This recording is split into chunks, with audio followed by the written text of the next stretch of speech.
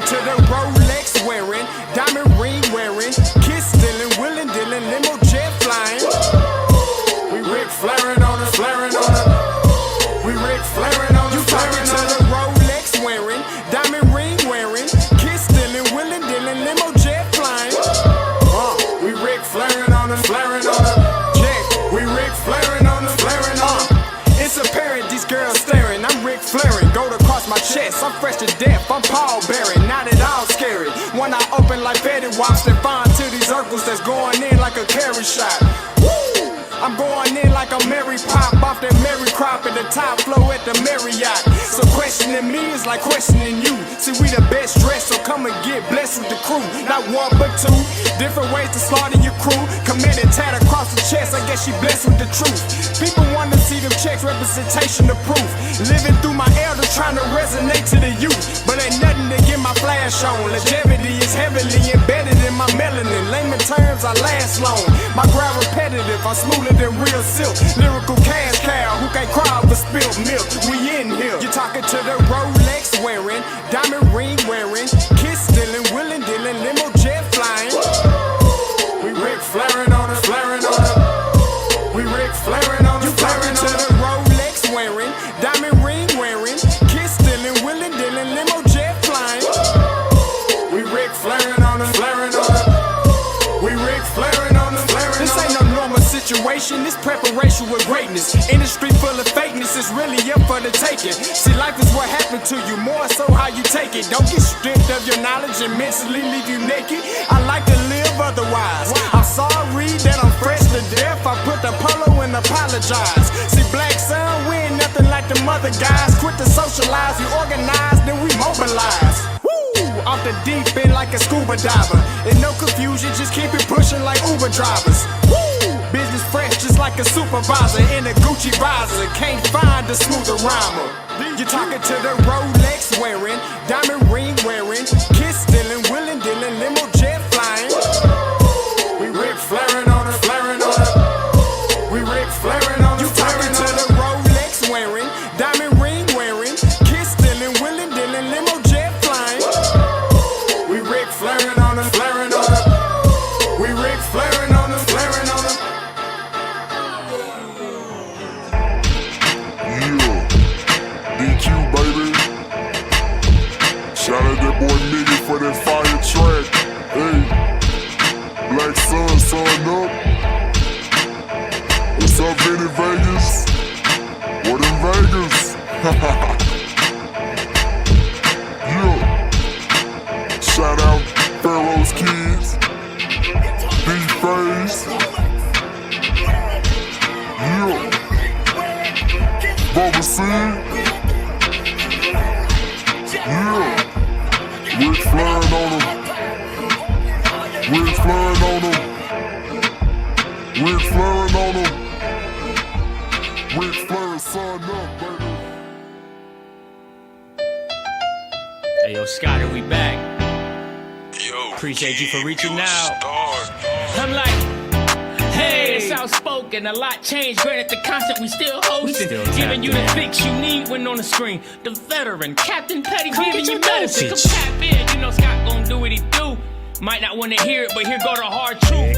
Perry about the numbers, regret if you're not fact-based. When you run your lane, the numbers seem like a statue. Wait. Hey, Scotty, man, I'm not feeling it. I don't think the people feeling it. Let me get in my bag a little bit, just showing what this Outspoken really about to be like. Outspoken, this is more than conjecture. These days they laying people off, so glad that we got our own. Hunger insatiable, made for you if you say you objective. Hard truth offering, no offense, just perspective. Come get your dosage and go with me. We spit it like poetry. The pivot was pivotal, could rhyme here, but I'd rather not. Some say Scotty, some call him Scott, the best one since Stewart. If you know, then you know, but if you don't, then you're lost. Let me be frank for a minute, cause we all know that's how Perry be. Break it down the game for what it was, no apologies. This my hypothesis, you tune in, you like watching it. It's common sense, obvious, competent, rugged, and confident. Hey, we outspoken. We outspoken. We outspoken. This is Outspoken, and we gon' put on a show, even if we hear you say I can't stay here no more. It's Outspoken. Hey, back. I I'm telling you, don't nobody got the hottest theme songs than me. Boy, I be trying to tell people, y'all don't come for my theme songs, man. Hey, listen, you already know what it is. Happy Wednesday, hump day. What's up with everybody? Hope you guys having a wonderful day. You already know what it is. Please. My bad, P. I ain't even got your stuff queued up, man. I ain't even, you've been gone for so long. So I'm gonna just throw it to you like this. Get it up for my brother, Perry White. Don't play with it. Don't play with it. That's all I got for you. I don't even need the neck and all that. You ain't got to introduce me with that. All right, cool. I was like, that's all I got. You just threw anything at me right quick. I was like, I don't know what you mean. You don't want that one. Nah. Hey, when I came, you could just hit me with that. Oh goddamn. Oh yeah. Oh goddamn. What's up, everybody? I like that. I would keep that one. Yeah. That's me. Yeah. That's all you right there. Yeah, I'm killing, man. Listen, you really been cooling down there in Louisiana. It been cold in the mall. That's all I've been hearing. Cold ain't the word, bro. When you come this far south, you still don't expect to have to deal with the winter weather, but we dealt with it this week, dealing with ice and other stuff. In Louisiana, I know you heard when I was talking about on the Jaguar Journal, you got a lot of bridges here. So when you deal with ice in this area, so when you're dealing with those bridges, man, in South Louisiana, they everywhere. It makes travel tough for some people who have to, do a lot of commuting, especially when ice formulate on those bridges. So that's what we've been dealing with. 16 degrees. Y'all ninjas don't know how to act, boy. And it's a different type of cold because you factor in that humidity. It's like a bone chilling cold here. Most places you can go somewhere and it's cold. It's like that's not that bad. But it's added with that humidity. It's you can't shake it, man. It's all the way to the core. So that's what we've been dealing with. Listen, so I was watching the Jaguar Journal, and So Perry was nice because he didn't say it, but I'm gonna say it because I'm gonna put myself out there. So Perry's explaining why bridges ice over, and I never understood why that sign would be like, "Hey, be cautious, bridges ice quicker," right? Like they ice over faster. I'm like, that don't make sense. I'm like, why would a bridge be? The road ain't icy. Why would the bridge? But then Perry. Being Perry, you know what I'm saying? He was explaining. I didn't even know he was explaining on his Jaguar Journal. He was like, since the bridge doesn't have the heat from the ground, that air underneath of the bridge ices up the road. And I'm like, yo, because I was supposed to be I was on the show the same day. I said, Perry, I didn't even know that, bro. I never knew that. I swear to God, I never knew that. So he was giving me a science lesson right on the radio. Shout out to Perry for that one. But I was like, dang, I didn't even know this the whole time. I was like, why do they have that sign? I kept asking myself, why do they have that sign? So thank you, Perry, for your eloquent breakdown of. You're welcome, man. A little science for you. Just a little science. You get that draft underneath the bridge, so you never quite get a chance to keep the temperature core. So, yeah. Let's shout out to Southern University. Listen, he's working we're getting there. Okay, we're getting there. Okay, Perry's gonna be there. Okay, next season, Perry gonna be bong bong. He gonna have the whole shebang bang. All right, I'm a shirt and tie everything. Y'all give me time. Oh no, we don't need all that. Man, we gonna look like how you was at the bowl game, baby.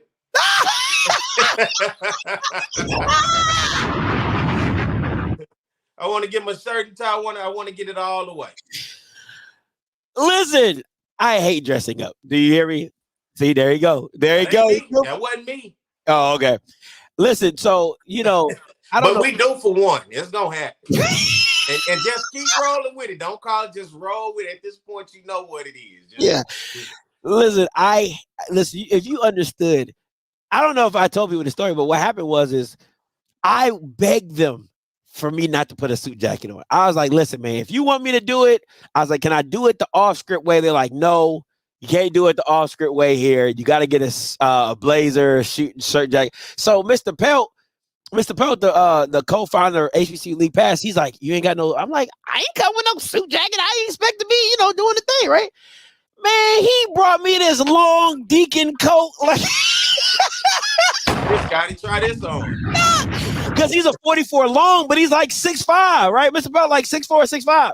So, you know, his 44 long is proportional to his body. Mine is in proportion because my arms are super long, but, you know, my torso is short. So, man, he had this deacon coat that went down to my knees. I said, come on. I said, Mr. Belt, now, you know, he's like, man, you know, you look good, fit good. I said, I'm not about to wear this on TV, man. So we went out to Men's Warehouse and I found that blazer. I just wanted something that popped, and it did. So God, that's what the old folks say. He gonna grow into it. Yeah. In 12 hours. Yeah, right. that joker was long, bro. If you would have seen it, it's long. Perry, hey, Blue, bro. Hey, relax, bro. I don't relax. I don't think nobody relax. Just relax, bro. Okay, let's just relax. You're doing a little too much. Doing Make you blush right there. Nah, because he talking about my Cowboys. He talking about they bashing. Relax. We good over here. I didn't see the Cowboys part. I just Yeah. He's a Blue. He a counterpuncher. You know, he'll throw that jacket in real slick. Blue, we gonna talk about the Cowboys. I can assure you. Get ready, Blue. Yeah, and y'all. Hey, we're gonna talk about the Cowboys today. I didn't put the scores up though. Get out your feelings today, bro. You had long enough. No, I did the divisional round. I didn't put the old scores. Oh no, we're gonna talk about it. Yeah, you don't skip the wild card and just move on like it didn't happen. Oh, it happened. All right, let's not even do that. Right? That was the last week, right? Yeah, there was a last week. There was a last week. All right, let's move on amicably. All right, let's get into a little bit of hot and viral. What is hot and viral out here in these streets? Gotta start off. Listen, now I'm gonna be honest with you. I wouldn't have brought this up because I'm sick and tired of Powell State fans talking about number one in attendance. How about number one in losing? Okay. Anyway, but you know, Perry being the journalist that he is and the objective person that he is, I want to be very clear because he sent this to me. Because when he sent it to me, I was like, why? They already brag about the attendance. They act like they're giving out trophies for these jokers. But we're not going to ignore it and act like it didn't happen like the Cowboys game, right? We're going to talk about it. You sure got short term. You don't want to talk about nothing in 2024. I can tell. Jackson State and the Cowboys, you don't want to talk. Aren't they colors almost something similar to that? Is wild. Do not do that. Do not do that. That's wild, but do not do that. Just take the tiger and put a star. You got something. We're not doing that today. We're not doing that today. Oh, wow. Wow. Is that wow? Seriously? Let me go ahead, P. You can talk about it. I just look. Attendance. You talk about the attendance record. Congratulations to Jackson State. I know they yelled at 60,000. Let's try more like 30,000. All right, let's tone it down a little bit. I know homecoming typically creates a crowd, and when Southern and Alcorn come to town, it creates a crowd. And when you look around, it look good, right? But 30,000, hey, that is a legit number. To be honest, that's more people than when you look around at some of the mid-major, or I would say the group of 5 FBS teams, man. If you start to watch some of those games, I know everybody get caught up into the primetime games, but check out some of those Sun Belt games and some of those other conferences. They don't even have 30,000 people in the stands consistently. So congratulations to Jackson State, especially when you look at teams like Montana State, the big programs within the state. You look at Tarleton State, a program that has really just jumped up and what they say out of the ashes and to be right there out of the ass, huh? No homo. No homo. I need like a no homo button or something like that. Out of the ashes. But you know, you look at Southern. Come on, Southern. 17,000 averaging right there. Florida A&M, Norfolk State, and Alabama State. So the SWAC representing heavily right there when you look at teams and you look at the fans. So congratulations to the fans. You need that because football is key, and we know football is life in the South. So anybody in the South, you know, but we definitely enjoy going to our games. So to see the HBCUs and the SWAC once again, this is nothing new. This has been going on for 40 plus years of the SWAC taking attendance and leading the way when you look at across what once was Division I AA and now FCS. So, you know, that's showing that regardless of the brand of the football that you're watching, the fans are still engaged to show up and buy tickets. Absolutely. And I mean, people even showing up for Norfolk State. You know what I'm saying? They were They were not, you know what I'm saying? They're not that good. I just think that just shows the commitment to the programs, the commitment to seeing, you know, their favorite team or their college team or whatever, or just the support of HBCU football in general. So that's why I keep trying to tell y'all, it really bothers me when people talk about, listen, to get 62,000 people in a stadium over a season, or for Jackson State 120,000, like, that's money. Okay, 99,000 people in it, that's money. So and you let's look not at that act Montana number, you know, due to the playoffs and them hosting games, that really elevated and boosted them as well. So that's where you see that 225,000 total, but you had 9 home games to be able to do that. So they helped them a lot. I know the FCS playoffs don't work for everybody, correct? it But definitely it worked for seems them. like it definitely worked for Montana. It definitely works for them. Absolutely. Absolutely. So, but nah, that just shows you the brand. I mean, Montana State, you know, pretty much with sellouts, and Alabama State, Tarleton, what Mr. Campbell said, probably gonna go FBS pretty soon here. Southern Fam. I mean, you talk about some of these top programs, and then had Norfolk State in there. Norfolk Shout State out to North for putting on for the MEAC, because, man, I'm for telling you, real, it'd because be ain't rough nobody at the else. MEAC games outside of a homecoming. Yeah, because ain't nobody going to Howard games. Let me just tell you that right now. I've been to a Howard game. Ain't no way they gonna be up here, because it don't sit enough. It don't sit enough. I mean, it's literally like a high school. It's literally like a Maryland high school stadium. Good environment though. When I was there though, the band is a little, like a little celebratory-ish. You know, like the little, like something like that. Oh, But they circus type. yeah, real, celebratory-ish. You know, just like, if you had like a little play band, it's not bad. Teach them. All right. Let me ask you this before we move on. You look at the teams, fam, you Alabama State, Southern, Jackson State, and for you, being in this space, what it's been about 4 years now? 3 years. 3 years now, man, you're growing up. Man, hey, them swag guy was real. Hey, swag guy was real. You're growing up, young man. Hey, check my swag record, bro. Check my swag. But for you, when you look at the overall idea of swag football, and we complain about the brand a lot, but to still see the fans, regardless of the brand, but to see the fans, for you, I guess on the outside looking in, because I would look at it the same way if I was Montana State, Tarleton State, South Dakota State. They don't probably know anything, or I wouldn't say probably, they don't know anything when it comes to a SWAC home game. And for you on the outside looking in, and then now on the inside, what has been the biggest catch for you that you think continuously draws people to SWAC games in order to continue to lead for 40 plus years in attendance? I think it's the tailgating. Listen, man, that's a different experience. Like when you actually attend a football game at HBCU, and I tell my friends this. I tell my friends this. I said, if you ever want to see what it's like to see 20 to 30,000 people look like you got to go to the Boombox Classic. And I'm gonna keep, and anybody who asks me, Scotty, all my friends, because a lot of my friends, they've never been to an HBCU game, right? They always ask me, like, why do you cover HBCU and why you do this? I'm like, until you go experience it for yourself, to where you're seeing nothing but you, like your representation in the stands, is nothing like it. It's absolutely nothing like it. And I think for that is just it's like an oasis. Like you can say whatever you want about the product. You can say whatever you want. It's like your breakaway from the world. Like that's really what it is. Like what HBCU football really, to me, when I it's like your breakaway from the world. It's like how in the military we would say, like, we're a city within a city, right? Like when you're on the military base, everything on the military base just runs different than the outside world outside the military base, right? So for HBCU football and the product, it's like your own oasis of yo shit. Like you just like, this is mine. We do it this way.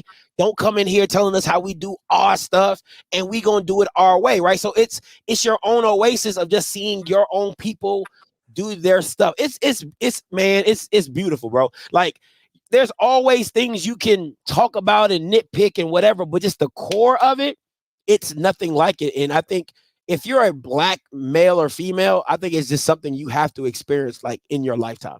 Because as a Black person, was it a cultural shock for you to go to a game and see that? It was, because I've been to University of Maryland. I've been to the Duke games. I've been to, I've been to I think I went to another PW. I've been to a Wake Forest game against Duke. Like I've been to those type of football games, and I've been to, like, when I was getting recruited, I've been to Richmond, I've been to Liberty, I've been to VMI, like I've been to all these programs, and that you just never would fathom that I could see this many people of my own skin color. Yeah. You see what I'm saying? Now, don't get me wrong. I had a good time at them white institutions, okay? Like, I want to be very clear, because the way they root and cheer for their team is completely different than the Ninjas, right? We do it differently, but it's ours. Like, that's the thing that I'm always going to lean back on. It's ours. I'm not gonna say we need to be like white. I'm not gonna say that. I'm just saying if we were just more engaged, that's all I'm saying. If we just, I think that experience just get ramped up just a little bit more. But overall, listen. I love hearing Frankly Beverly and Mays in the stands. I love hearing the blues and I love hearing that stuff. But I don't want to hear Party in the USA. I don't want to hear that. Yeah. Right. I don't want to hear, don't get me wrong, I love country music, but I don't want to hear Jason Aldean in the middle of a football game. That don't do nothing for me. You know what I'm saying? So I love that aspect of it. I love that aspect of it. I love the trash talking. And to me, when you're talking to other blacks, see, when you trash talking to white people, you always gotta be like, are you racist? Like, because at some point it turns away from football. You know what I'm saying? Like, it turns away from football. But when you're doing it with other black people, you be like, you got me. You know what I'm saying? Like, you got me. You know what I'm saying? So I don't know, man. What has it? Because you do both, right? You jump into SEC, you jump into HBCU. What if you were telling somebody that had never experienced HBCU of why they should be watching it? Why? Or experience a black person? Well, I always say the cultural experiences, and it starts with the tailgate. Mm-hmm. Like what you said, it's nothing like when you go in the South, around the South, and go to these campuses and realize the environment and the type of attitude that people have. What you say? Nah, she said you don't want to hear no Sweet Caroline. Exactly. No, you go to an LSU game, they sing along. You play that at Southern, they looking around like, who the hell is it? Can crank the band up? You know what I'm saying? Take that shit off. You know what I'm saying? Take it off. But it starts with the tailgate, man, just to walk around and see the spirit, right? To see people engaging. Hey, I love food. I'm a foodie. So just when I step out the car in the moment, I can smell food. And I like to have libations as well. So when I'm able to have a good time, talk, chit chat with people, what are you laughing about? Libations. Go ahead, man. But you understand what I'm saying, man? It ain't nothing like a good trash talk with the libations, some food at a tailgate, getting ready for the game. And right, sitting at a tailgate and you watching people from the other team walk by, you yell, and I'm infamous for this, right? I would yell out, talk my noise, trash, whatever. But now being on here, I got to tone it down because people they talk to me before I talk to them now. So I can't even talk trash. So I just got to say thank you for supporting. But and then when you get in the game, man, and if you get in there, you hear the bands marching in. You see people, it's time to get in the game when you hear them drums, right? Yeah. You get in the game, and then you finally get to see the atmosphere that you realize is beyond football. And as a kid, I'm going to tell you, this is why HBCU football was so instrumental to me. As a kid, the first time you see a drum major do a back bend, you just have 100 kids trying to do back bends, trying to do what the drum major did. And then your mama, do what the drum major did, boy. Hey, do the back bend like show that back bend that you've been practicing. Show them that back bend. You got the kids beat it. It becomes it is really something that grows upon them, and then as you get older, and I think that's why you saw the essence of black college football, what it was before. You see this big spark and this nuance of Power 5 football, because the essence of being able to be exposed to so much football today, besides having to go to it. But for me, going to UAPB games in the early days, I started SWAC football around that age of what I can remember when UAPB first joined the SWAC, right? My mom would take me to these games. I had my little windbreaker on. I had my little pom-pom eating a turkey leg. But when you went there, you saw the bands, you saw the football. It was just something, it was memorable. And I just grew up, and that's what I grew into. I remember as I got older, I learned what a fifth quarter was. What the hell is a fifth quarter? Man, the band's out, because we would leave sometime in the fourth quarter. My mom, we got to beat the traffic. We're finna get up out of here. Yeah. As I got older and I'm hanging around, they like, man, we stand for the fifth quarter. I didn't know what it was considering I had been going to games. Then when I added that element to it, man, it was completely different for me. And I can tell you what really changed me and what made me fall in love with Southern. This is my personal story. As a kid, my aunt and everybody would go to the Bayou Classic. And we were kids. They're not trying to take the kids to New Orleans. You've seen New Orleans, but it's too much going on to be trying to keep up with kids. Man, and you're trying to do adult stuff. Last thing you worried about is kids. But when I went, this had to have been 2000, 2001. It was life-changing. My mom gave me my little Kodak camera. I, hit the little button and then I take pictures. I took a million pictures, but I've been to Black College HBCU games. I've been to classics. But I had never saw 70,000 plus Black folks that looked like me having a great time in the dome. It was festive the way the game ended. Mystical happened to perform with Southern's band that day. Grambling was still in the essence of the heyday. When I left, man, I talked about it, Scotty. It was a lasting impression on me. I talked about Southern. I'm still talking about him to this day. Something about it changed me forever. And it incorporated that, hey, Black College, ain't nothing wrong with this. It's hard sometimes to explain it to folks who don't understand, who may look down on it, HBCU, Black College. But until you go to one of these games, the classics, and experience it for yourself, you just don't understand walking around that parking lot, seeing the smoke from the grills, from the pots, hearing the blues blasting, Johnny Taylor. Man, that they be blasting, okay? Now, I remember you telling me about A&M. A&M is the only SWAC school I have yet to go to, right? I've been all across the region to every SWAC school. I have yet to see A&M, so that's on one of my bucket lists. I got to go up there and check out A&M. It better be a small bucket. It better be a small bucket because you're gonna get your feelings hurt. I'm telling you right now. You be like, man, put this on my bucket. It better be a small bucket because you're gonna get your feelings hurt, okay? Now, listen. And then back in those days, the essence of the coaches meant something too. Even when you watch them on TV, you watch coaches with personality. I can remember, I think his name was Alvin, was it Wyatt? That was at Bethune-Cookman. Yeah, with the chain and yeah. Man, he used to have these custom shirts. It'd be Bethune-Cookman, but he would look like a blues singer. You would think he about to go perform at a blues fest. You watch it, had a crisp line, man. I'm talking about his cowboy boots. You watch Pete Richardson with the jack. You watch Eddie Robinson with the tie on. It was just something about those days, especially if you weren't there, that when you sat in front of your TV and you watched Black College football on BET, NBC, or whatever you watched it on during those days, it was an essence to it, and you could really feel the culture. It was nothing like listening to the announcers. You watching the game and hearing the band call outs and hearing the tubas hit. Man, that's just what it was, man. And then they have a shot that go to the Greeks. You see somebody eating it. I can't explain it fully because you would have to experience it like yourself. Once you do experience, you realize why people coming back. You realize why we put an emphasis on homecoming and why we make these classics, these huge get-togethers and gatherings that we do each and every year. Yeah, no, it's been a fun ride, for these 3 years, getting involved in the culture and kind of experience it for myself and just seeing the different versions of HBCU football and tailgating at each location and things like that. Been to Jackson. I've been to A&M. I've been to FAM. I've been to South Carolina State. I've been to Morgan. No, I didn't go. I've been to Howard. You know what I'm saying? So I've been to Inabina. You know what I'm saying? I've been a few places. I've been to the Magic City Classic. You know what I'm saying? I've been to the OBC. So I've seen. Put you on the spot. What's up? Gonna put you on the spot. I got 2 questions. Just top 3. Give me your top 3. Since MEAC and SWAC, give me your top 3 tailgate schools.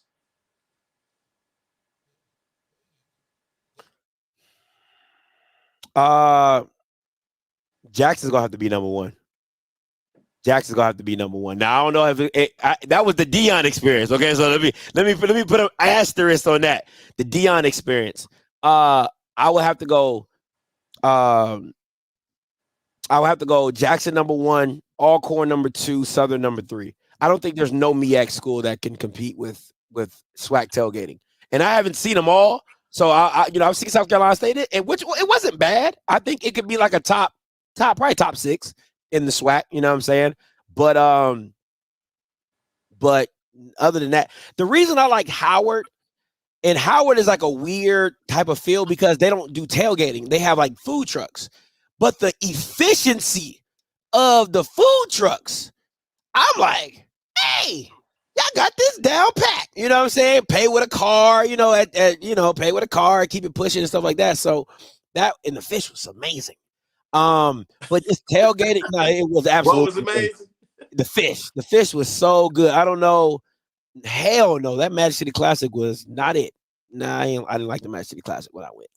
It's overrated to me. To me, it's overrated. But I'll take the Boombox Classic over Magic City Classic any day of the week. Any day of the week. Just because of the like you don't feel the negative tension with Magic City Classic. It's like, hey, you guys are here. Oh, it's like cousins meeting up again, right? You know, it's like the Bayou Classic. It's not adversarial. It's not like Michigan, Ohio State. It's more like, you know, like I just had Thanksgiving with you. yeah, like North Carolina State, I guess. I don't know. You know, it's just like, hey, we're cool, and oh yeah, you know, good to see you. Hey, we're gonna beat you today. You know what I'm saying? Like Jackson and Southern is like, don't fucking touch me. Like, don't even look my way. Like, it's that. And I hit little kids in the head with pom-poms from Jackson. Like, I see a kid, wow, and they cry, dip off in the crowd. That it's just, man, that adversary is just, that's to me is like a rivalry game. You know what I'm saying? So to me, like, that's where I want to be, because you're going to feel it on the field and you're going to feel it in the stands. And that to me is a true rivalry situation where it's like, don't look my way, don't talk to me, and if we lose, still don't talk to me. Like it's feel these in the stands, Scotty. Yeah, we saw a fight. We saw a fight up in the stands. You know what I'm saying?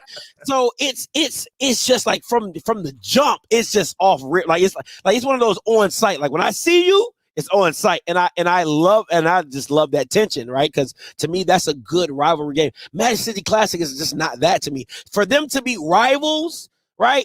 In-state rivals at that, you don't feel any of that. It's just like we're all here for the band. Like that's what it really feels like. We're just all here for halftime.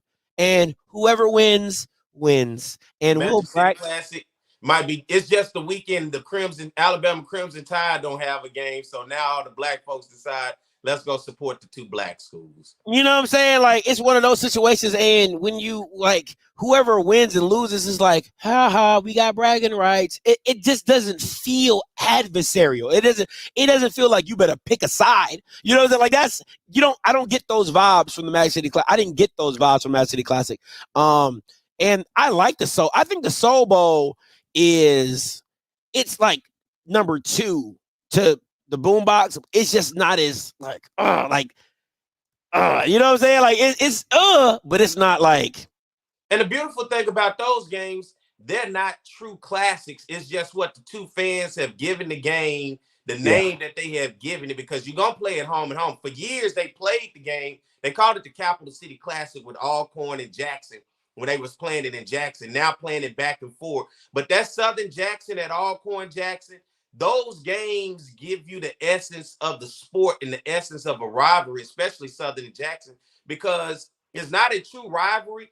It's not a true classic, but it's a true rivalry. And I tell people all the time, if you really, really, really want to experience black college football to its core, you have to attend one time in your life a Southern Jackson game. You just got to see how much we really hate them and how much they really hate us. It's different. It's different. And being on the field at the bowl and just looking up and seeing, 20, 30,000 black people not liking each other. It's just an experience. Like, it's true. To me, that's true college football at the highest level.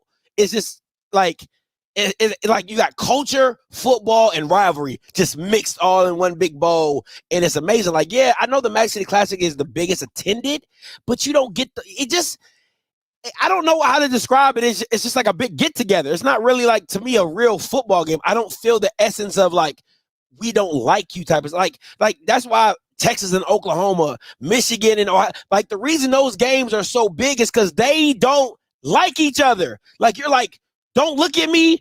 Don't talk to me. Don't, like, if I say go blue to my wife, she gonna be like, don't freaking talk to me. Like, she's that big of an Ohio State fan, right? So to me, it's like I don't feel that when I'm watching. And I gotta go to the Florida Classic. That's the only one I gotta go to a Florida Classic to get that Bethune and FAMU experience. And I think they're there. I think FAMU and Bethune they're not there as Southern and Jackson, but they're there. They're like that Alcorn and Jackson stuff. But I don't think, for what I've experienced, I don't think there's any rivalry in SWAC football that compares to Jackson and Southern. Yeah, like you might find a couple of a Southern and Grambling. You may find a couple of a Southern and Alcorn. Hey, you rarely would see a couple Southern and Jackson. Yeah, that to me, that anger and adversary is just on another level, and that's what makes the game so intense, because you're like, we can't lose this, because I don't want Jackson State people talking to me. You know what I'm saying? Mm-mm. Like I don't want them people to talk to me. So I appreciate that, because to me that just makes the whole environment, because it doesn't matter if you both come in that game 1-5. That's what makes those games so good. It doesn't matter who is leading the division, or it don't matter. None of that matters. Who won this game? You know what I'm saying? We might not win another game, but we won this one. And to me, that's like Cowboys in Washington. Like, you know what I'm saying? Like, I'm cool with us losing to a lot of teams. Don't lose to the team in DC. Oh, do not do that.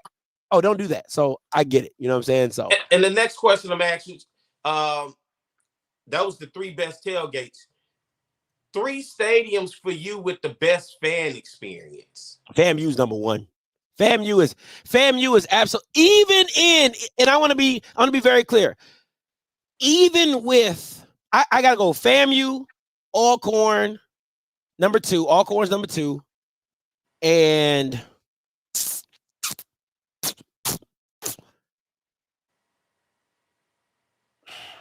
I gotta go with Southern because of the fireworks. You got lights now too. You ain't seen that new lights. I gotta go with Southern, like the entrance with it's different. Like, I think if Jackson had some type of something, like something, I would put Jackson over it.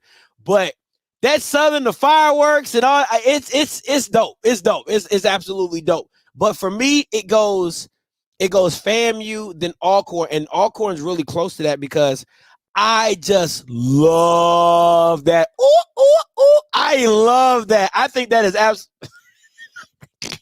As a Southern fan, I hear probably too damn much. I love that thing, man. I love it. They weren't doing that when Andrew was playing, though. All that was shut down. But FAMU in the rain, in a downpour is better than most programs with a sunny day. Just of how engaging and how you just feel like you're right on top of the game. It's an experience, man. Like, yeah, FAMU is different. FAMU was absolutely different. I'm grading FAMU on a curve because I'm like, if this was in the rain, I mean, in a downpour, nonstop, people were still out there, doing their thing and striking and whirling and twirling, and the announcer makes it good because they'll get like a false start. He'll be like, like, can't do that. Like, it's just little things like that just makes the game that much better. So definitely it'll have to be FAMU, Alcorn, and then Southern. Jackson is really up there, but if they had some type of pyrometrics or some type of lights or something, because their announcer's not good. He's petty though. When Southern, their announcer is petty to Southern. Yeah. So like, if I could ever see what that guy looks like, I gotta give him business. Hey, he talks so much shit when Southern come to town, So I will give them that. They are, Jackson announcer is petty. So I got one more for you, then we done. Yeah. The 3 wackest stadium experiences you had. A&M got to be number 1, and they're number 1 and number 2, right? Like, no, A&M is bad, bro. A&M is just. They should not have a football team. I'm going to say that from the mountaintops. A&M should not have a football team because I've seen A&M at the Mobile City Classic or Mobile Classic. I've seen them there, and I've seen them at home. And they're horrible. And Blue was there with me when Dion came into town and put 60 on them, right? And after the first touchdown, A&M didn't say nothing all game. Didn't say nothing. The band didn't play. The people didn't get up. It was absolutely and then in the Mobile City Classic with Dion, the rematch, the same thing, part two. The same thing, part two. They are not good as a fan base. They just not. They're literally there. They watch the game as if they're watching it at home on TV. Like, do you not know you're at a game?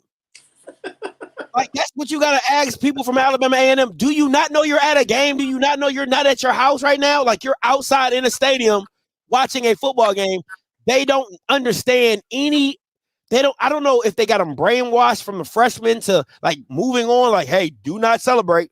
Do not raise up. Don't say nothing. Just sit there and be polite and watch the game. Like, it's one of the worst fan experiences I've ever had because they're not engaging. They don't cheer. They don't yell. They don't do much of anything. Now, maybe that was just a bad game to go to, but I mean, it was homecoming. It was homecoming. So, and then at the Mobile City Classic was the same thing. So they're number 1 and number 2 of the wackest. I'm not gonna say anything about listen, surprisingly, the Valley game against FAMU was really good. And listen, and it wasn't because it was really because FAMU people came and they kind of cheered and made it good. So FAMU people showed up there to be? Oh yeah, it was when I went there because that's the game I went to. That's where I first met Mr. Campbell in person. It was probably like 100. It was probably like 100, 150 FAMU people in there for real. They were yelling and they just brought that FAMU experience to Itabena. That's the one thing about FAMU people. It don't matter where they at. They're gonna take that FAMU experience and same thing at South Carolina State. Them FAMU people were at South Carolina State doing the same thing they do at FAMU. They was like, listen, we don't care where we at. Like, yeah. So it was a great experience. The wackest though.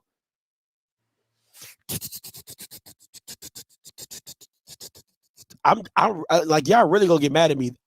I just think anything involving A&M. So the Magic City Classic, I really listen. It was like, once again, because this is what I'm comparing it to. The Magic City Classic that I went to was in the rain, right? Probably because I went with BJ was there too, and BJ was like, Scotty, this is a down year. It's raining. It's probably like maybe 30, 40,000 people in there. You did not feel it.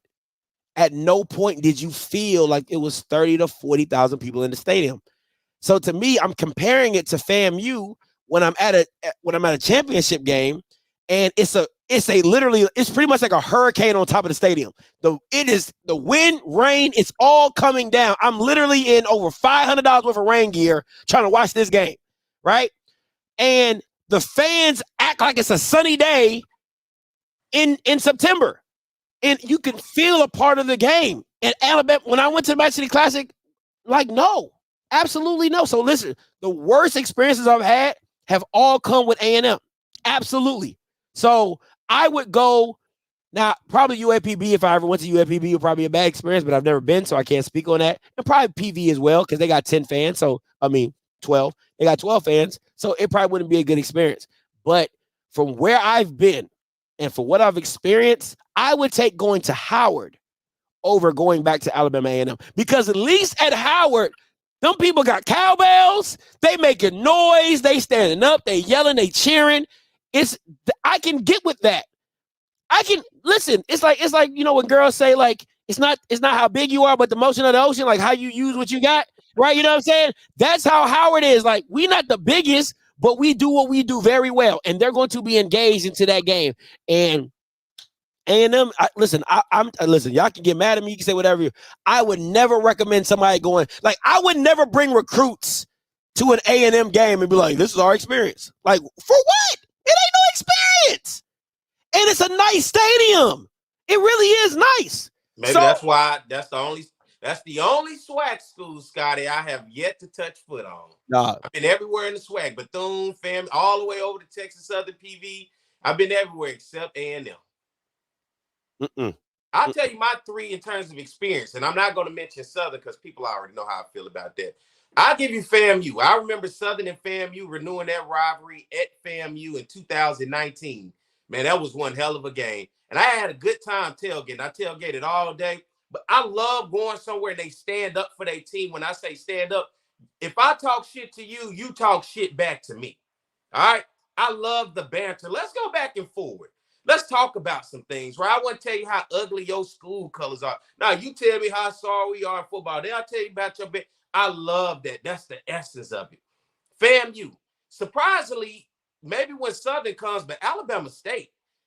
Oh, I love the shit talking when we come to town, Yeah, especially that little. I gotta go there. Huh? I gotta go there. You know, Andrew there now, so I gotta go. That little horseshoe part. Mhm. Oh man, I love being right there in the end zone around all of that. I turn around, I talk to them, they talk back. I love the engagement, and of course, I gotta say Jackson State. You can walk around anywhere in that stadium, and at any given point, It can pop off. It can pop off. And I love that. The reason I won't say Alcorn, you so far. It's so much of a distance. If I'm on the visitor side, you just see them, they see us. And the way that we enter the stadium from the visitor side compared to the way they enter the stadium, if you're not in the tailgate, you almost sometimes pretty much really won't interact with each other for the most part. But that FAMU, because of the corner, they like Southern. They put you in the corner and they fans right there next to you. Bama State, because they in the horseshoe. I love that horseshoe when we come to town and they talk shit. And then Jackson State, just because at any point, I don't give a damn where is it. Anywhere, it can go down. From the field, getting into it with a police officer for nothing, because they like to make shit up too, just to threaten you to take you to jail, to the concession stand, anywhere. Yeah. I love it. But those would be my three: FAMU, Alabama State, and Jackson State. Listen, I wouldn't plan on going to nothing Alabama State, but now that my boy, Andrew Buddy is at Alabama State, I'm gonna have to go take it out, and I should be getting the royal treatment. So do Eddie Robinson, the real estate guy, like you? You better like me now. Like you can hate me now, but it won't stop now. Let's go. Like you like this. And they should like you, because I mean the way you talking about A&M, that's how I would expect an Alabama State fan to talk about Alabama A&M. Nothing good to say. A&M is in the chat talking about, Scotty, our game experience has changed. You gotta come. I'll come back. You all tell. First of all, I love Dr. Paul Bryant, so I know he's doing whatever he can to make that happen. So I'll come back. I'll give you a second chance. I'll come out there and listen. I do you like Keith. I do you like Keith Lee. I won't even tell you I'm coming. I won't even tell you I'm coming. I'm gonna pull up like Keith. You know what I'm saying? God's amazing. God bless you. Game experience. Food. 6.5. You know what I'm saying? So yeah. God's amazing. God bless. So yeah, I'll pull up on you. So it is what it is. All right, let's get it. Speaking of A&M and trash,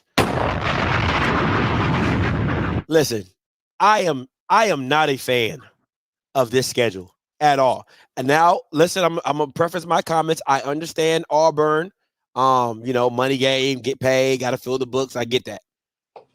Kentucky State and Fayetteville State, you couldn't find no other FCS program on the Southern Hemisphere. You had to go D2 and get Kentucky State and Fayetteville State. Listen, let me tell you this, and let me blow myself up on this one real quick. If Maynor F's up this schedule with the way to SWAC, he deserves to be fired. He should just walk away. Shouldn't even wait. He shouldn't even wait for Dr. Paul Bryant to call him in his office. He'd be like, you know what? I suck. I'm walking away from football. But Perry, how do you feel about the schedule? I mean, I think it looked like Maynard probably made himself to be on the safe side, right? Hey, let me start the season 2-1 and get him up off me right quick, right? That fourth game, I believe that's Austin P, if I'm not mistaken. That's going to probably be that's going to be a tough one for him. But I look at it like this, Scotty, when I think about Alabama A&M, this is your time. Dion is out the way. Facts. Willie Simmons is out the way. Facts.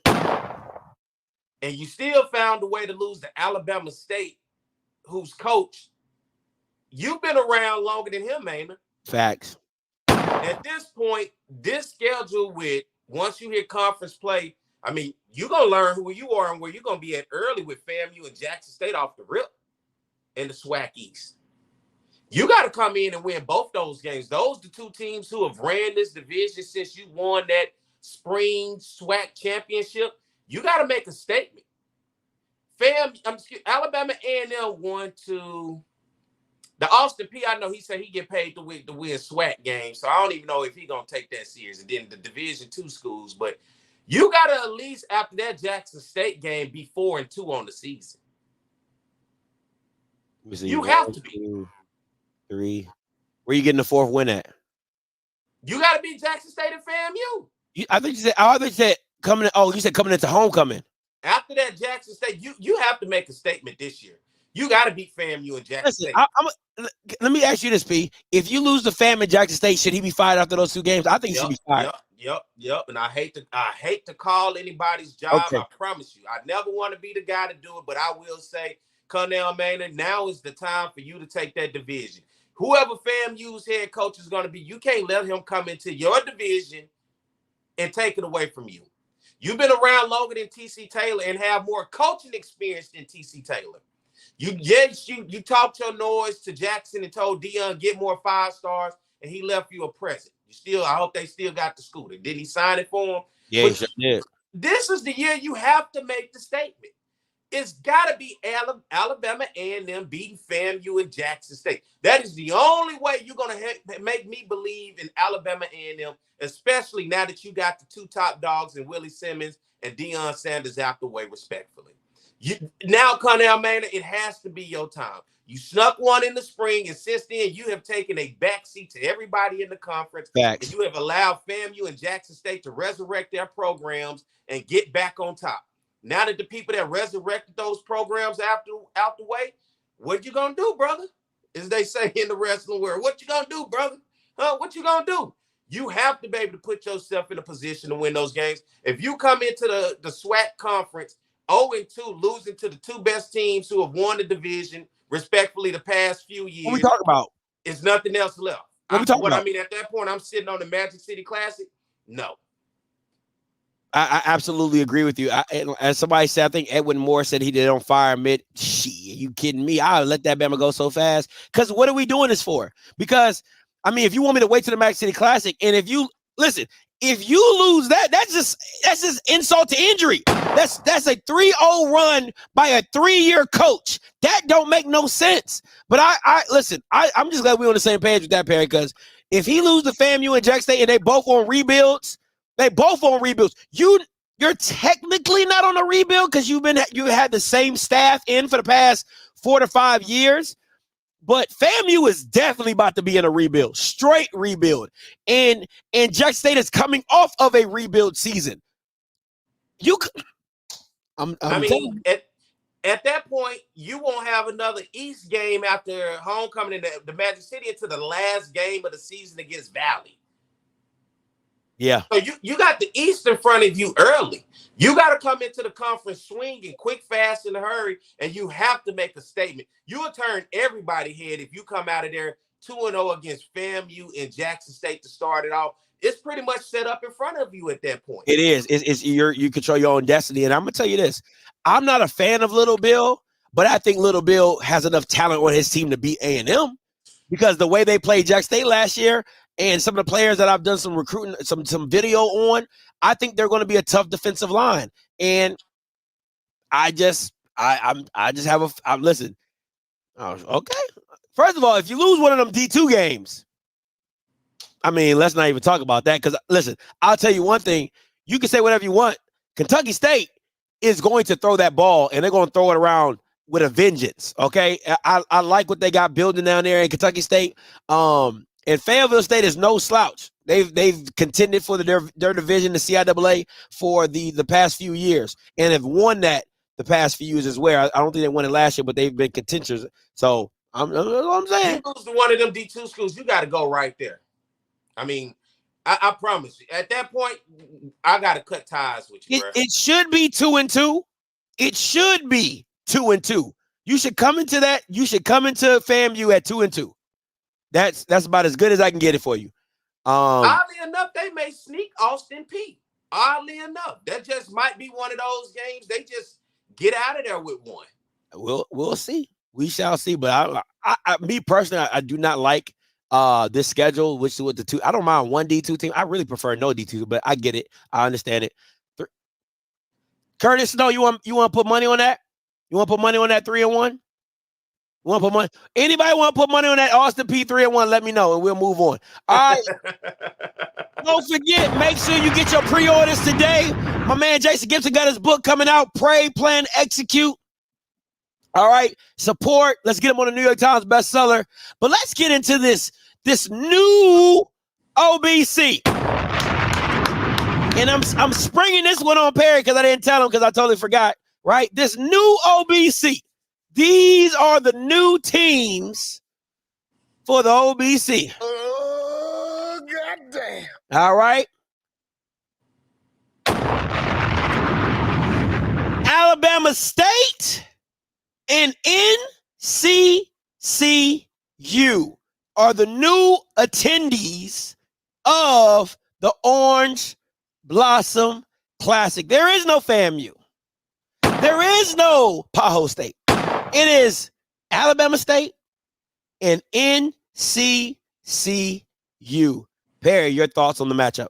I like the matchup football-wise, right? I like it. Because Bama State last year kind of puts me in the mind of a team like Howard and some of those MEAC teams. Struggle offensively, but you don't want to see them defensively. Mm-hmm. That's Alabama State. North Carolina Central is going to be having to replace a quarterback. I think the backup has 1 year of eligibility left, so he may be the guy that's going to lead the way. I like the matchup, football-wise, but fan-wise, not at all. I don't think either one of these teams can get 30,000 people in that stadium between Bama State and North Carolina Central. Facts. But football-wise, I like this matchup. Trey Oliver, when you look at the two programs, I think Bama State is at an uptick. When you look at North Carolina Central, they have to make up for last year. This is basically a MEAC SWAC challenge in Miami. And I love it. I me personally, football-wise, I love the matchup. Don't expect to get too many crowd shots, though. Not at all. Listen, okay. I think this is an absolute bad matchup. I do. And the reason football-wise, fan-wise, I hate it. I hate it. I absolutely hate it. Because NCCU is in a full rebuild. I'm talking about a complete, you don't even have Davius Richards to sell tickets. Now, Alabama State, the reason Kendra lucked up, Kendra is the executive director of it. She lucked up and they got Andrew. So Andrew's going to draw some eyes just because he's Andrew, right? He so finally gets a premier game. Absolutely. Texas Southern is just kind of hid him out for a while, and either you saw him or you didn't. He finally gets a premier game with a national audience to be able to see his talent. Absolutely. I think this game would have worked, and I know people are going to say, "Oh, Scotty, you should have brought A&T. You should have found a way to bring A&T down to Miami, because NCCU is as much as they've been winning, they not that. They just ain't that, right? You should have gone out and got North Carolina A&T to be a part of this matchup, and then whoever else you want from the SWAC. You know what I'm saying? Or maybe I would have done FAMU and A&T, but Tiffany Sykes dropped the ball. She absolutely dropped the ball, because if you could have pulled off a FAMU and North Carolina A&T in the Orange Blossom Classic, you are talking major bucks and major eyes. Even with North Carolina A&T's rebuild, you're still talking major eyes in a major way. I don't like this matchup. I don't think you're going to listen. Nobody is going to Miami for this. Nobody's going to Miami for this. Like, Scotty, this matchup would have been good back when they used to do the 100 Black Men absolutely. Atlanta In Football Atlanta? Classic. Oh yeah. If you take this game into Atlanta, oh yeah, everybody and their mama coming. Yeah. Everybody and their mama coming. But Miami is just a different. First of all, these teams don't attract nobody in Florida. That's half the battle. Is you got to get Bama's that are already in the state to come out and watch the game. That's half the battle, right? So this, I'm not a fan. I'm not a fan of this at all. And A&T would have showed up because they would have been looking. They're looking for one of those premier HBCU experience games again, outside of homecoming. They want that, but he said SU and A&T. That would have been crazy. I still think an SU A&T would be perfect for Atlanta more so than Miami. To me, you just can't have this game without FAMU. It just doesn't make sense. Either Bethune-Cookman or FAMU. Like, you have to have it's the same thing I said about the D2 Beach Bowl game. You got Fort Valley State and Johnson C. Smith going down to Fort Lauderdale. Like, who wants to make that trip? Right? And the thing that the thing that Kendra has to understand is Dion, the first 2 years is why, we know Jack State travels. We understand that. But the level to which that stadium was filled was because of Dion. You do not have Dion anymore. So now you have to me, you had to find a team in the state of Florida to make this work. And I don't think it works with two teams outside the state of Florida. It just doesn't make sense to me. So they're going to have to ramp up their marketing 100 times more than before. Heavy. You're just gonna have to start giving tickets away to kids at the local high schools. Just got to make it a community thing. You got to hear this nonstop on the local radio stations there. Everything that you see, even if you watch a damn YouTube video, the commercial that pops up on the ad gonna have to be selling the Orange Blossom Classic. You're gonna have to really push and sell these programs and introduce these programs to some people. It could be a success, but you got to market the hell out of it. You no longer have the names of FAMU that can sell itself, and Jackson State, of course, with the Dion wave. You're gonna have to really sell these programs to an area of the country that they have been removed from. Absolutely. And I think the point that you're making about Atlanta is so black centric that anything black that gets dropped in Atlanta is just like, hey, let's go do it. You know what I'm saying? It's not hard to sell. It's familiar. It's familiar. You've heard of whoever showed up before. Yeah, absolutely. Right. Clark Atlanta. I mean, you got it's just an HBCU megapot. But when your two biggest institutions is Bethune, Edward Waters, and FAM, like, what, and they're so spread out, like, come on, man, what we doing? So I don't like this matchup. I don't know if I'm going to the OBC. I've gone to the OBC. The only year I didn't go to the OBC was this last year where FAMU won. But I had gone to the OBC the last 2 years when Dion was there. And I'm gonna be real. Kendra, I know you and your team be watching. I didn't like the way y'all be treating me at the OBC. I ain't gonna preach it. Y'all hit me up, ask me questions and all this, that, and the third. And then when it's time to try to give me some tickets to go, now y'all want to go ghost. What they do to you, Scotty? Bro, so her publicists be reaching out to me. Oh, Scotty, how are the fans feeling about this and how the fans? And I'm giving them insight and everything like that. Then when I come back and I'm like, yo, what y'all gonna do for me? What you gonna do for you? I done had your director on my channel giving her an interview. What y'all gonna do for me? They go ghost. They didn't even respond to you? Don't even respond. Let's see what that game look like now. Anywho. Now you gotta go though. Andrew Bynum. You gotta go. Oh, it is Andrew. You gotta go. You gotta go. Listen. Kendra better come right. I'm talking about a suite. I ain't even playing with them no more. Like, first I was just like, let me get tickets. Now I need a suite. Now, Speak to her right now. Tell it. Yeah, Kendra. Hey, Kendra. Listen. I know it's about to be rough. You might want to get me down there to do a pregame show. Outspoken, LBC, pregame show. I'm just saying. I got a tie. I have a tie. I'm just saying. Hey, you got to do whatever you can to get eyes and views. Just saying. And I'm sure they would want to come on here to promote it as well. Listen, I'm gonna tell you straight up. Don't come on. Go to Dr. Cavill and get them 10 views, right? Go over there and do that. Don't come over here. Because I'm not giving you better go on HBCU Game Day. You better go on HBCU Sports. You better go on any other platform. Do not come over here unless I see sweet tickets. If there ain't no sweet tickets, I'm not doing an interview. I'm telling you straight up. I'm not. I've been nice before. No. If you ain't talking sweet tickets, we ain't talking. And I mean like that. Scotty? I mean that.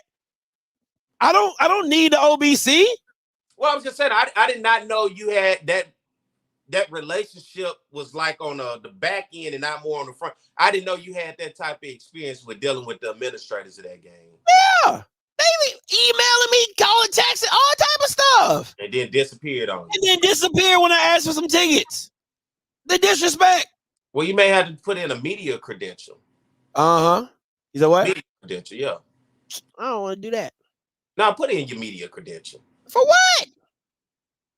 They need to be flying me down to the OBC. They ain't no Dion. You still can put in your media credential. Man, y'all man. If all else Miami is not cheap, Harry. God damn, Miami is not cheap. I know. Shoot. See, look, my boy Smash bigger than me. He didn't even get approved. I bet you they start approving people now without Dion. I bet you that. So, that was last year though. So, but Miami is expensive. Now, if you want to go to that game, be out in Fort Lauderdale. Fort Lauderdale is nice. It's right down the street. You know what I'm saying? Drive in, you doing all that, but we ain't playing that game. Because you got support money, Smash. I ain't got support money. Okay, you got 170,000 subscribers.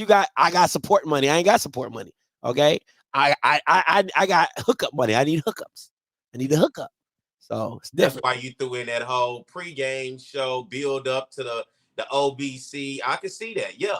If we're gonna market it, damn it, we're gonna do it the right way. We're gonna do it the right way. Yeah. We're gonna do it the right way because ESPN ain't gonna do it right. So you might as well do something more low key, little, little lead up pregame show. You know what I'm saying? Don't nobody talk about Andrew more than I do. And I'll come down there for that game. I know Trey Oliver. So Trey Oliver coached that side. He's a great man. He's a great guy. He's such a great guy. He is such a great guy. Yeah, I do that with you, Scotty. Yeah, I appreciate that, man. You mind go down to Miami.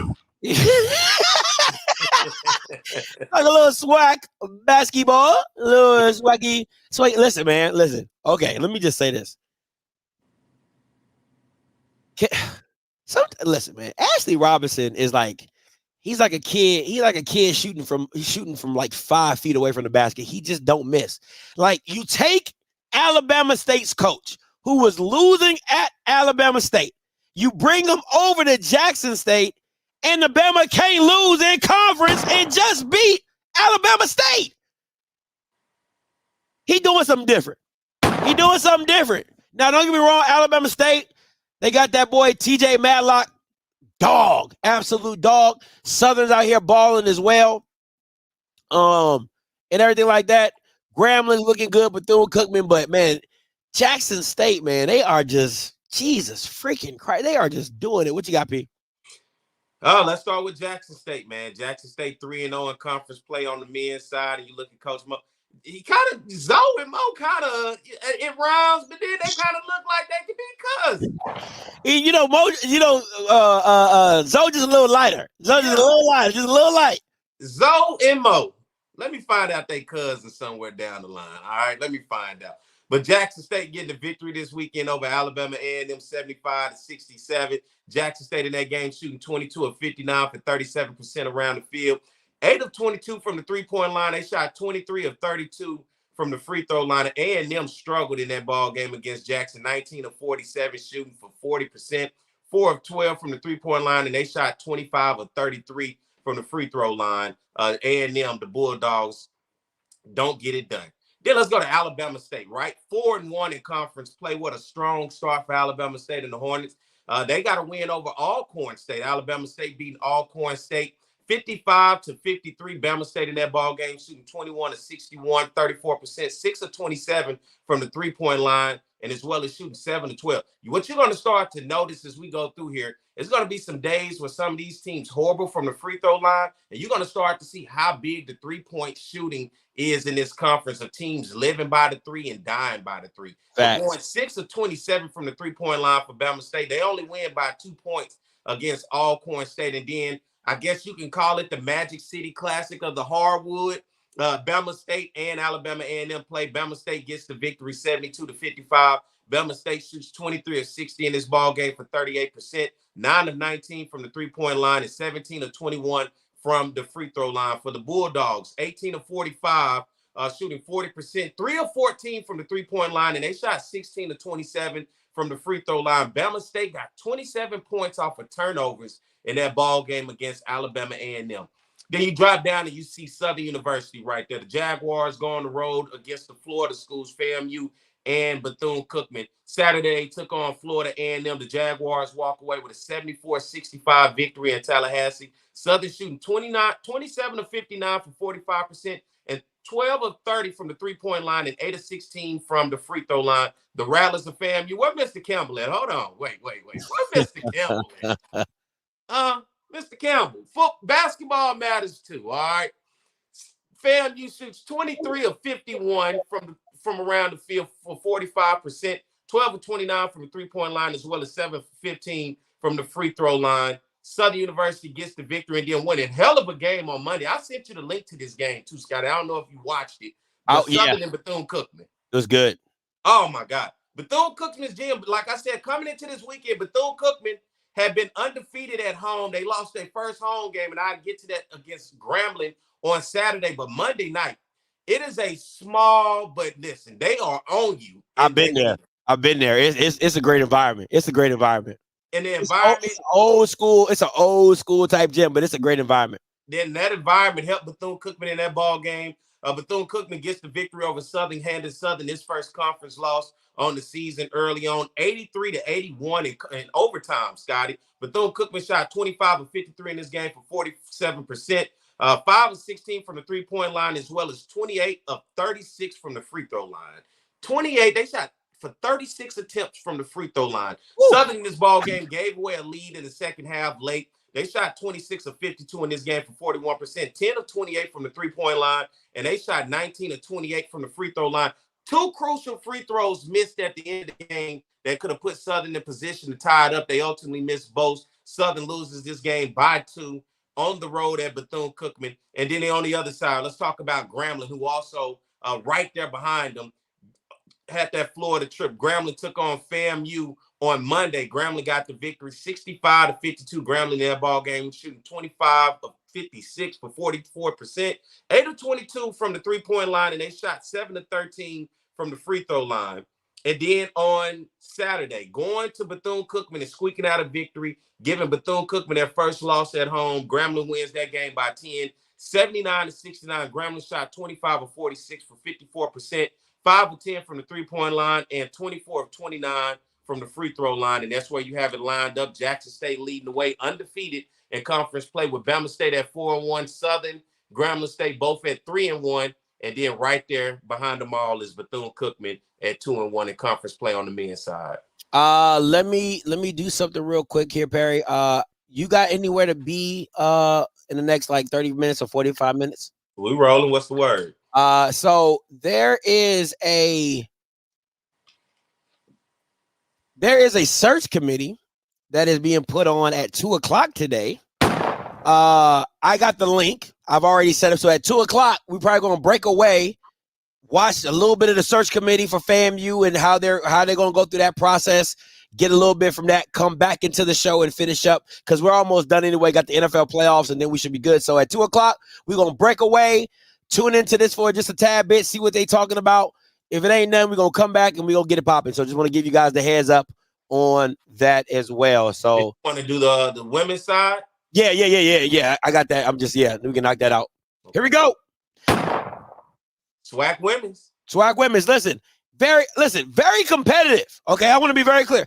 You never know. Texas Southern got a win against UAPB not too long ago. Southern and Grambling battling it out. But Jackson State doing what Jackson State does is beat everybody.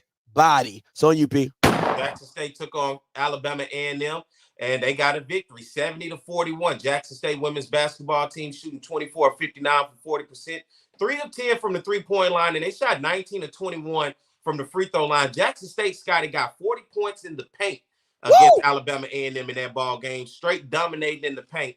And they are now 3-0 in conference play. Let's keep it going. Women's side, of course. I said, like with the men, the women traveled to Florida as well. Grambling State, right there in that second spot at 3-1 in conference play, squeaked out a victory against Bethune-Cookman, 63-62. Grambling women's basketball team in that game shot 21 of 67 for 31%, 5 of 15 from the three-point line, and 16 of 18 from the free throw line. And then they got a victory in 3 overtimes, triple overtime against FAMU on Monday night. 88-85. Grambling shot 31 of 84 for 36%, 8 of 26 from the three-point line, and 18 of 25 from the free throw line. Right behind Grambling, that's Southern, 3-1. They did the Florida trip as well. Southern lost to Florida A&M on the road, and they upset FAMU women 59, Southern University women 53. FAMU shooting 17 of 45 for 37% in that ball game, 4 of 16 from the three-point line. And they shot 21 of 30 from the free throw line for Southern women's basketball with their first conference loss on the season. 21 of 47, shooting 44%, 2 of 9 from the three-point line, and 9 of 16 from the free throw line. Southern then goes on to Bethune-Cookman in Daytona Beach and get back on track and get a victory. Southern's women get the victory 71-66 in a hard-fought game against Bethune-Cookman. Southern University women's basketball shoots 25 of 33, 47%, also shot 7 of 16 from the three-point line, and they shot 14 of 15, a great day from the free throw line in that ball game. And then that last one, UAPB losing their first conference game on the road down in Houston against Texas Southern in an 85-80 loss. Texas Southern gets that victory. They shot 30 of 60 in that game for 50%, 5 of 15 from the three-point line, and 20 of 27 from the free throw line for UAPB in their first loss. 28 of 83, Scotty.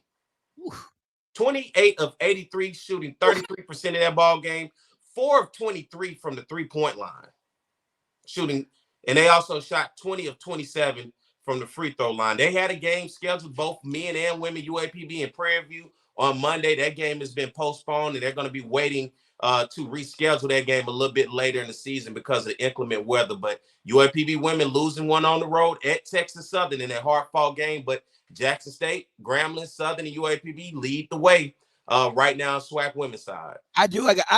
Listen. I wasn't a fan of the hiring process of Bridget Gordon.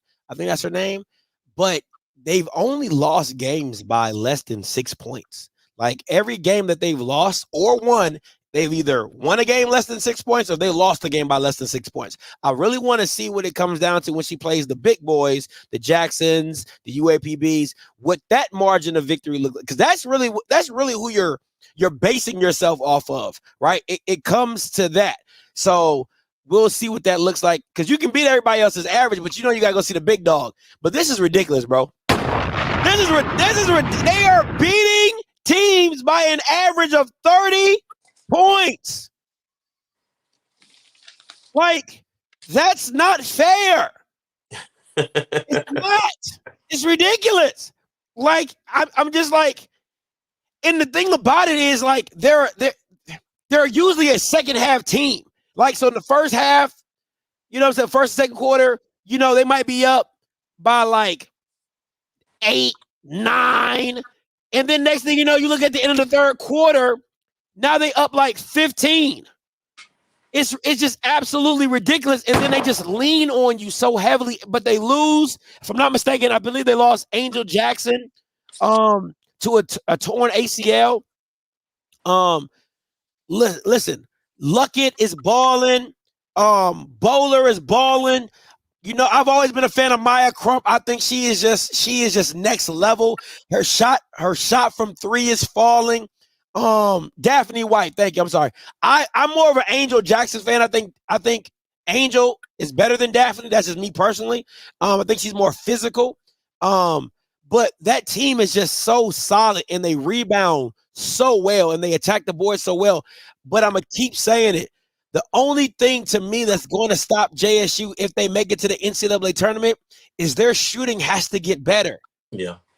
They're good in the paint. That's where they get all their money from. and that works in the SWAC. But when you go and when you're playing against, man, listen, that was such a bad move. We'll get into that. I'm a star of this. We'll get to that. But when you get into tournament play, you got to be able to shoot the ball. You have to be able to shoot the ball, and they're just not solid from behind the arc like they need to be. I just think they need some constant, better steady shooting, and they could be better, a perennial team to make a run in the tournament. Let me say this. I love you. Everybody knows I love Coach Thornton. I think she's A1. But one of the biggest grievances in that A&M game was Zay Green never came back in, and she was not able to dictate the ending of the game because it was like 2 minutes left, and it was actually like, I think Zay was out for like 4 minutes of the fourth quarter of the ending of the game, and I'm just waiting for Zay Green to get back in the game so that she could control the tempo and control how it goes, and she never puts her back in and allows Texas Southern to come up with the victory. The point guard that was playing for UAPB essentially lost them the game. Essentially. So I didn't understand that. It didn't make sense. I thought she had fouled out or she couldn't come back into the game. But and listen. Okay, you know, it is what it is. Listen. And Texas Southern a tough place. Those fans will get in your head at Texas Southern.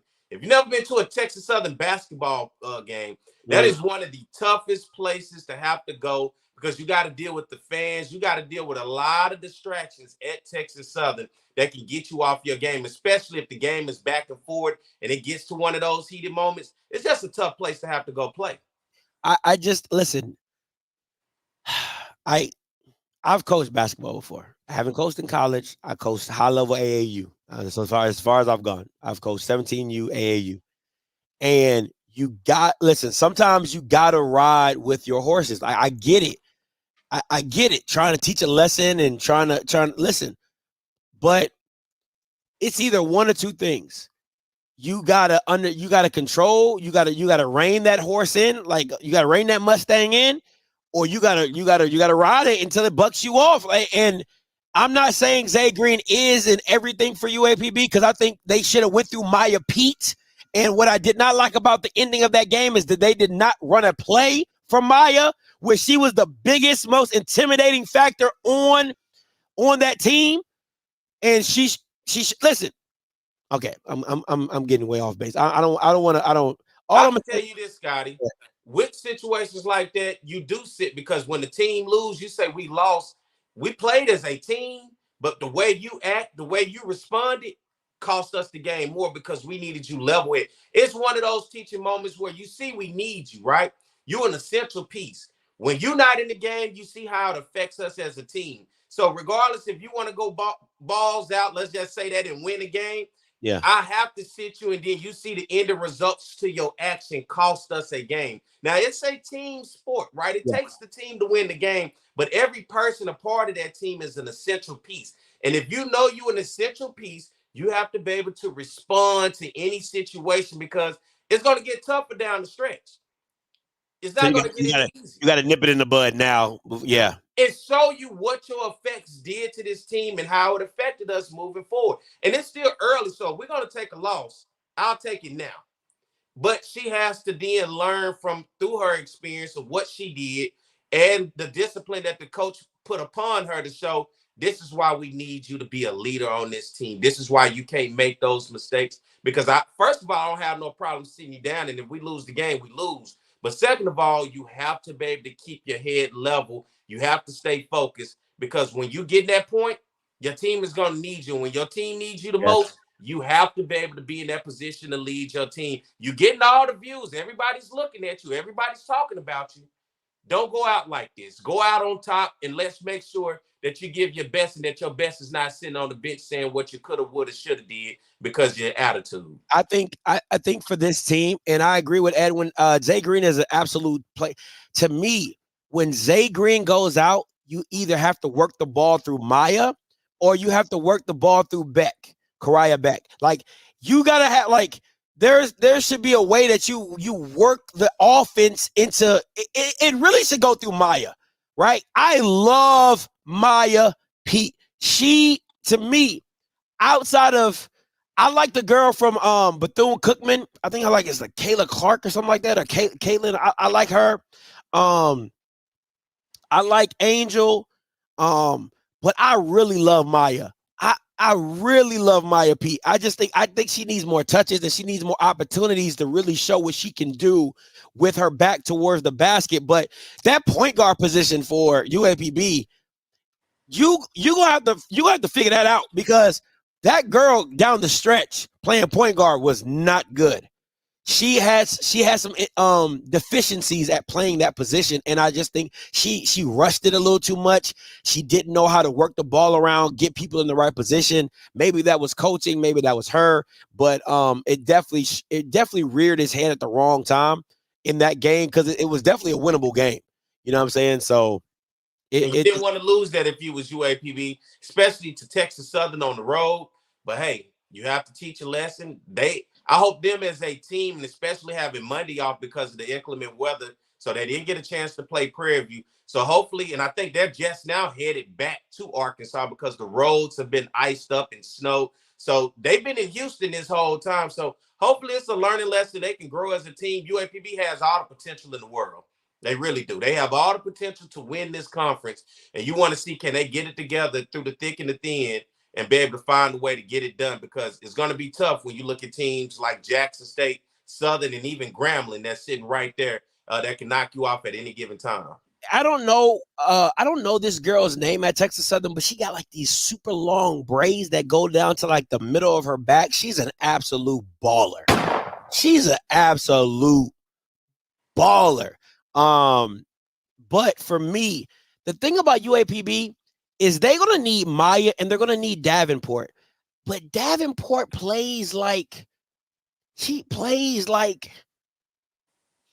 you're trying to slow cook oxtails. Like you just like, man, it's taking a long. She just moves like she doesn't move with a sense of urgency. Like she doesn't have like for to be 6'5" or 6'6", however big she is, she just moves at such like a slow pace, and I'm just like, ma'am, speed it up, like come on, jump, like it's frustrating to watch, but yeah, the girl, he said that's Belton, that girl be balling, you know. Let me ask a question to the people as we talk swag basketball. I know they love swag football, but I mean, tell me in the chat and tell me, people, do y'all really like swag basketball? Like, to the point to where you want to hear it and listen about it? Like, honestly, I think it's hard because everybody got a paywall. So you literally for about 4 games, you might pay $9.99. You know, I done gave $36 to watch 4 games. Because like they'll rush in here, and I know swag football is key. We saw it with the attendance, right? But for swag basketball, do you really care? Do you really want to? Do you care enough to sit here and hear about the stats the same way I give you the stats for swag football? You know, just curious. So just going through these. So yeah, I watch people. I too. Yeah. So the paywalls suck, bro. The paywalls absolutely. Boy, I tell you, boy, fam, you can't even start on time. The board meeting start exactly at 2:00. The board meeting was like 2:00. Bam. What would be the cure for these paywalls? Because obviously it sounds like it's hurting, expanding the brand. Because you can watch football, right? It's not hard to watch football, but why it seems to be so hard to watch the basketball? Why does basketball seem to be behind the paywall and football seems to be given to you? The problem with the paywalls, because a lot of it is, like you said, you can watch a lot of SWAC and MEAC football on ESPN Plus. ESPN Plus is not putting on these games with SWAC basketball. They're just not. And the thing, I'm going to keep saying this, and people can call me a hater. People can say, Scotty, you're a huge critic. the HBCU Gold deal is absolutely ass. Because how can I sell you everything and you won't produce anything? You're going to produce a double head. Like I think somebody posted a stat on Twitter saying like there's 12 games or something like that, and HBCU Go is going to show 2 of them. Like out the season, like out of the season or something crazy like that. And to me, it's like, what are we doing? Like, how have we not come together and put a plan in place to where you could pay one price and get a multiple of SWAC games or SWAC basketball? But this is what I'm gonna keep telling people.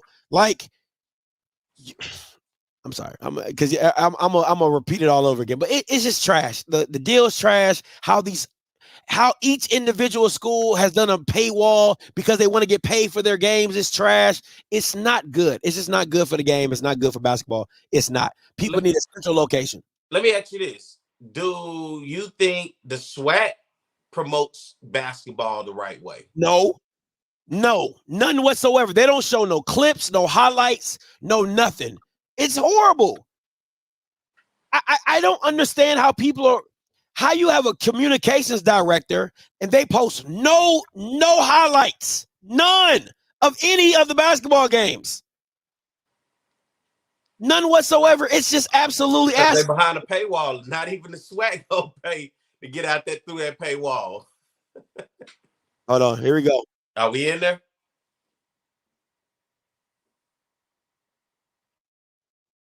Notice for today's Zoom meeting. It really demonstrates your commitment to Florida A&M University, and I think it extends, far beyond just athletics. So I just want to thank you. All right, so real quick, I'm reading up the agenda that says welcome, introduction of committee members, committee's charge, sunshine law, public records, and timeline. As I mentioned earlier, we are in the process of identifying one student athlete to serve on this committee as well. And as soon as AD Sykes confirm that up, we'll include him. Let me read off some of these committee members.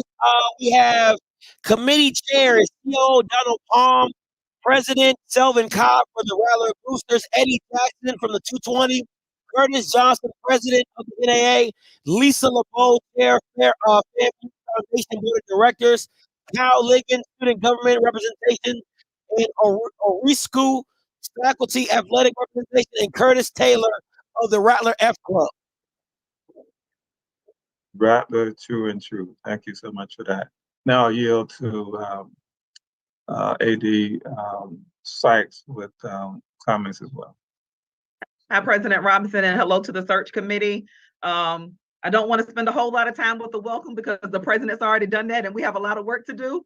I'm excited about identifying our 19th head football coach. I'm really grateful that Chief Operating Officer Dr. Palm has agreed to chair this search committee. And I just look forward to working with all of you as we usher in a new era of FAMU football. Well, thank you. And that from that, we'll go on to Dr. Palm, my committee chair. And thank you again in all sincerity, Donald, for agreeing to serve in this capacity. Well, can everybody hear me? Yes, we can. Yes. Well, good afternoon, everyone. I'm in between flights here. And again, I just want to, first of all, thank Dr. Robinson as well as AD Sykes for their trust in me to lead this committee. I want to, first of all, recognize the committee. Selvin Cobb, the president of the Rattler Boosters. Eddie Jackson, president of the Rattler 220 Club. Curtis Johnson, president of National Alumni Association. Lisa LeBeau, the chair of the FAMU Foundation Board of Directors. Kyla Ligon, student government association representative. Dr. Ebenezer Ariaco, the faculty athletic representative. And Curtis Taylor, president of Rattler F Club. Did we get the student athlete on yet, Tiffany? I've reached out to a handful of them on a leadership council, Okay. but I haven't gotten a response yet. So I think I'll that continue was a great addition, great addition. Well, look, I'm so excited, Dr. Robinson, to chair this committee. I tell you, this is really, really an important committee that we have assembled here today. We have a lot of work to do in a very short timeline to do it. One of the things that we want to come out of this particular committee is with, again, some of the top candidates for this position for or actually head coach for the university for the football team. And so one of the things that I want to say is that I want to go ahead and start setting up some meetings. We have an important part to play with regards to really input into the attributes of what we think a great head coach is going to look like for our team. And before we leave off today, I want to at least get some input from our AD to talk about some of the attributes. But one of the things I think that we need to engage in and really, really quickly is what we feel as a community are some of the attributes that we want to see in our next head coach. I also want to set up a very aggressive timeline to really get information back to Dr. Robinson as well as our AD to make a decision. As we know, signing day is February 7th. We also have a board meeting in order to approve a contract. But more importantly, we need to come up with, again, a slate of names in order for them to choose from. I am looking for, and again, this will be open to discussion after we have our meeting tomorrow, is to work over the weekend if this committee can really help me to move this forward. I know we're looking at a search firm to help us with this particular endeavor. We will probably be meeting with the search firm once we get them on board. But also having some preliminary discussions with them as we move forward. By Sunday this week, I'm looking to forward Dr. Robinson and AD Sykes at least 5 top candidates that we see as a committee to really be considered seriously for our head coach position. Now, in between that, I want to get input from the committee in regards to what that entails and how we get there. I have some ideas, but I want to at least get some input from you all. And we'll talk about that tomorrow for a meeting that we'll set up for tomorrow. But again, I just want to give you some expectations with regards to where we're headed. And I also want to make sure that I engage your constituents. And so I want to be invited to the meetings and really talk more about what we're looking for and how we move forward. And so I want this to be an inclusive process. And I also want to be a very thorough process as we find the next head coach for Florida A&M University. And so, Dr. Robinson, I see Tiffany's back. And you may want to talk about some attributes, Tiffany. Yeah, but before she begins, Donald, I want to thank you for delivering my charge to the committee. You did it extremely well. But I do want to reiterate a couple of points he made, and I think you all understand the time constraints the time frame that we really want to work in here. We're not constrained, but I think it's in our advantage to get this done and bring forth the best candidates as soon as we possibly can. I think you all understand that, and so my charge to you is to do just that. And you may hear a number and may develop a number of attributes that are non-negotiable. And I just have a couple of those, maybe 3, that I want to put on the table as well. And the first is that, any candidates you bring forward, that they have a degree of integrity, right? And a record that attests to that. And of course, it's obvious too that those candidates should have a passion and a record of student success on the field and in the classroom. I think it's particularly important too, because we've all seen how this can go south, that individuals have an understanding of and appreciation for the richness of HBCU athletics, football in particular in this case, but also that they have a willingness to go that extra mile to create success, even when we face the ongoing challenges we have with resources that may be a little bit different than institutions like us and institutions different from us, but a person who will wake up every day recognizing the opportunity that they have to change the lives of these young men and everyone else who are watching them and paying attention to them as the head coach of football at Florida A&M University. You all know that this will be the talk of the town, so to speak. If this person who we choose, these names that you present, will get a lot of scrutiny. And so that's why it's important for us, and I know you will do this anyway, to put the best people forward so we can move on and then bring in that person to be able to continue on this really outstanding track record of success that Simmons established during his tenure here at Florida A&M University. And so that's basically my charge to you, and to get this all done as soon as possible.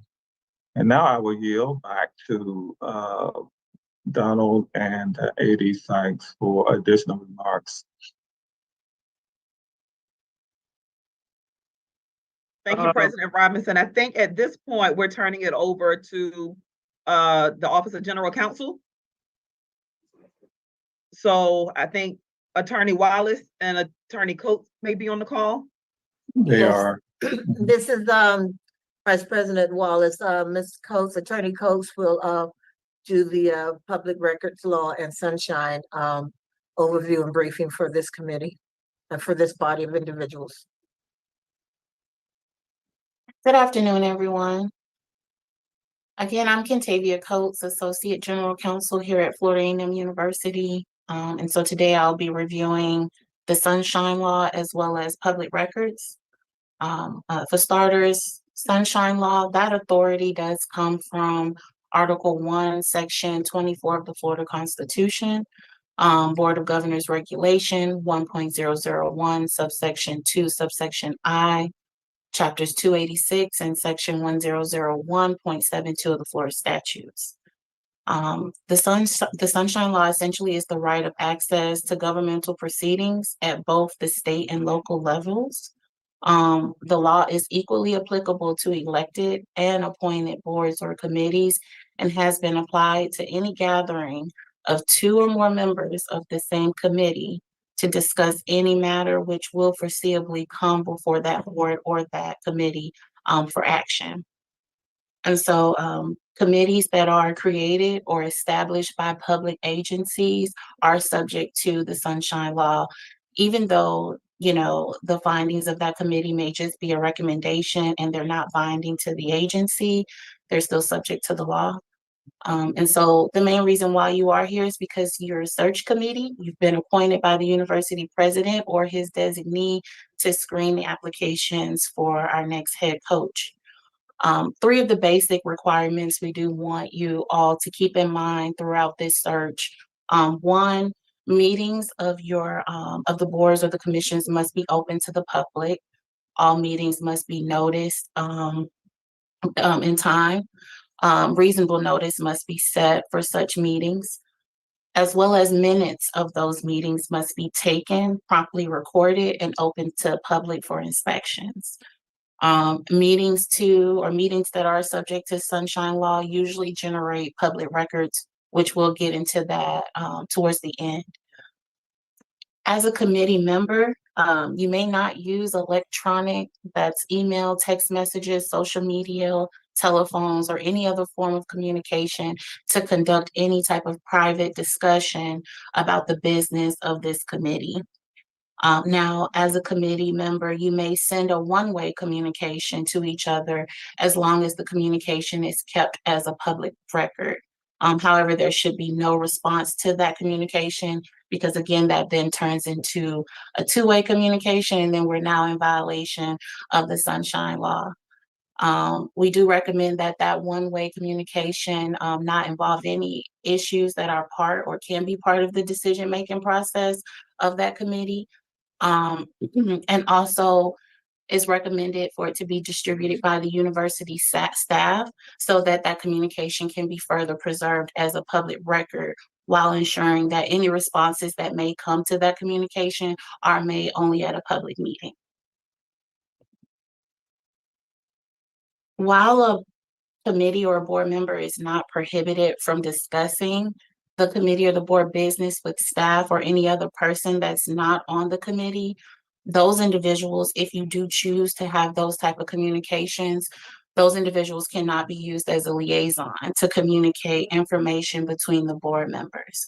For example, a board member or a committee member cannot ask a staff to poll the other committee members' ideas or their views on a certain topic that's being brought in front of this committee. Committee members are not prohibited from using written ballots to cast a vote, as long as the votes are made openly during a public meeting.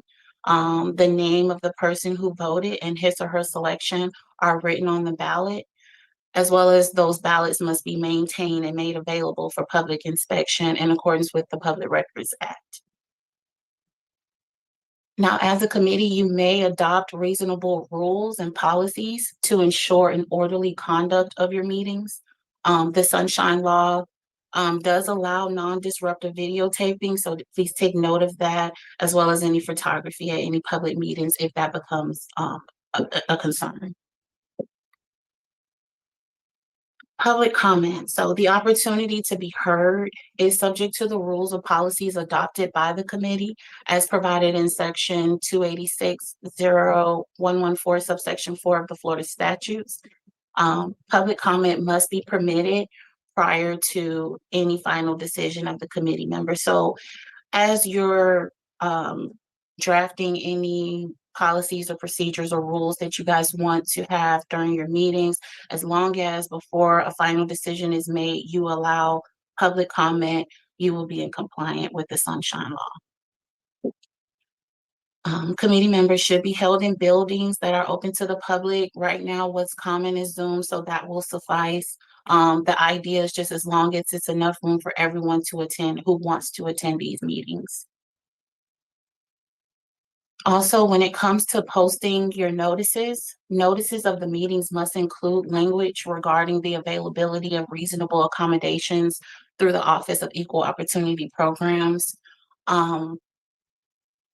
Dr. Palm, as the chair, usually if someone's appointed to go and post those notices of the meetings, I have a template if anyone needs help with that language or what should be listed and sent over.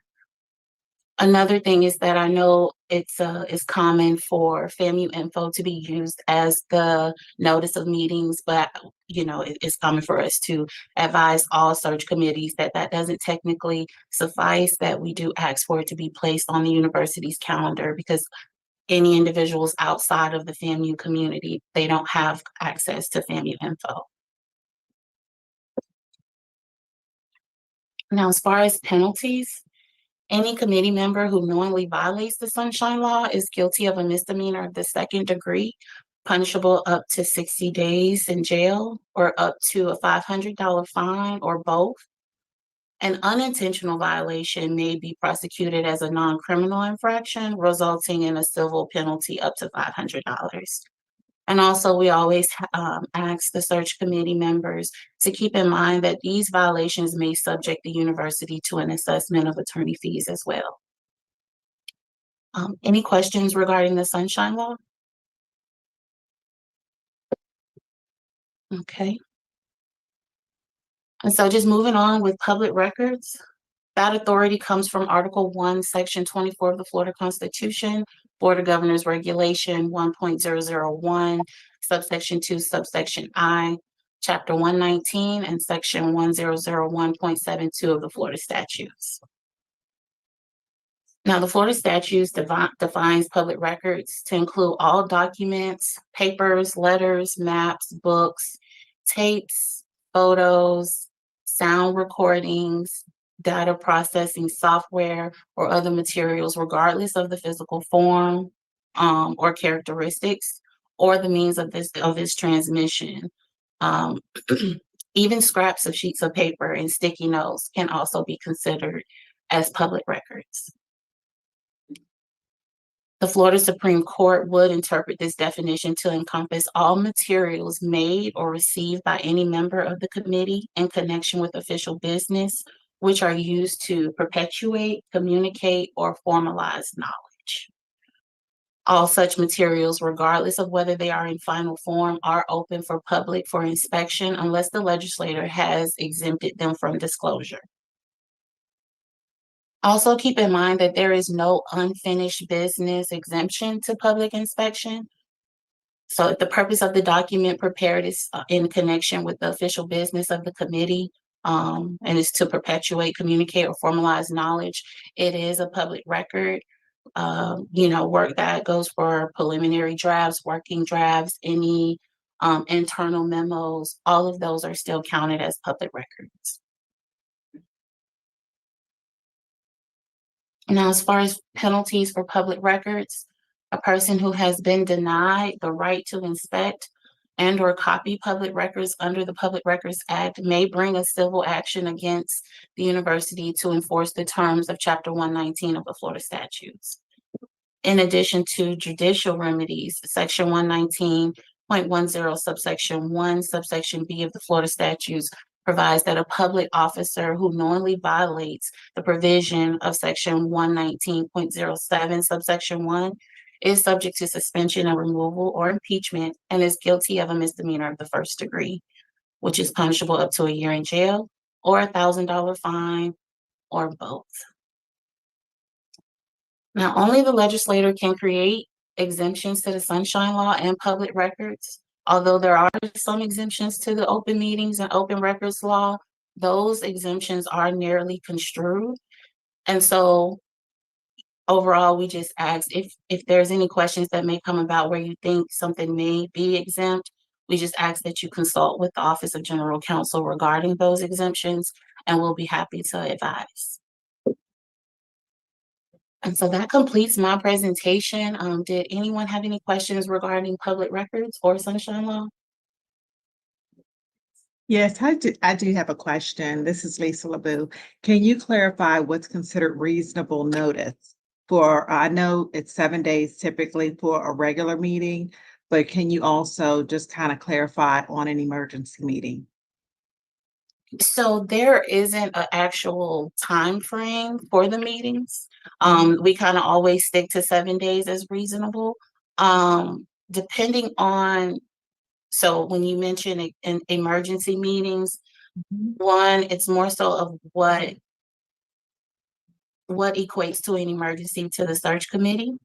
And then we would have to analyze that to see what would be sufficient notice.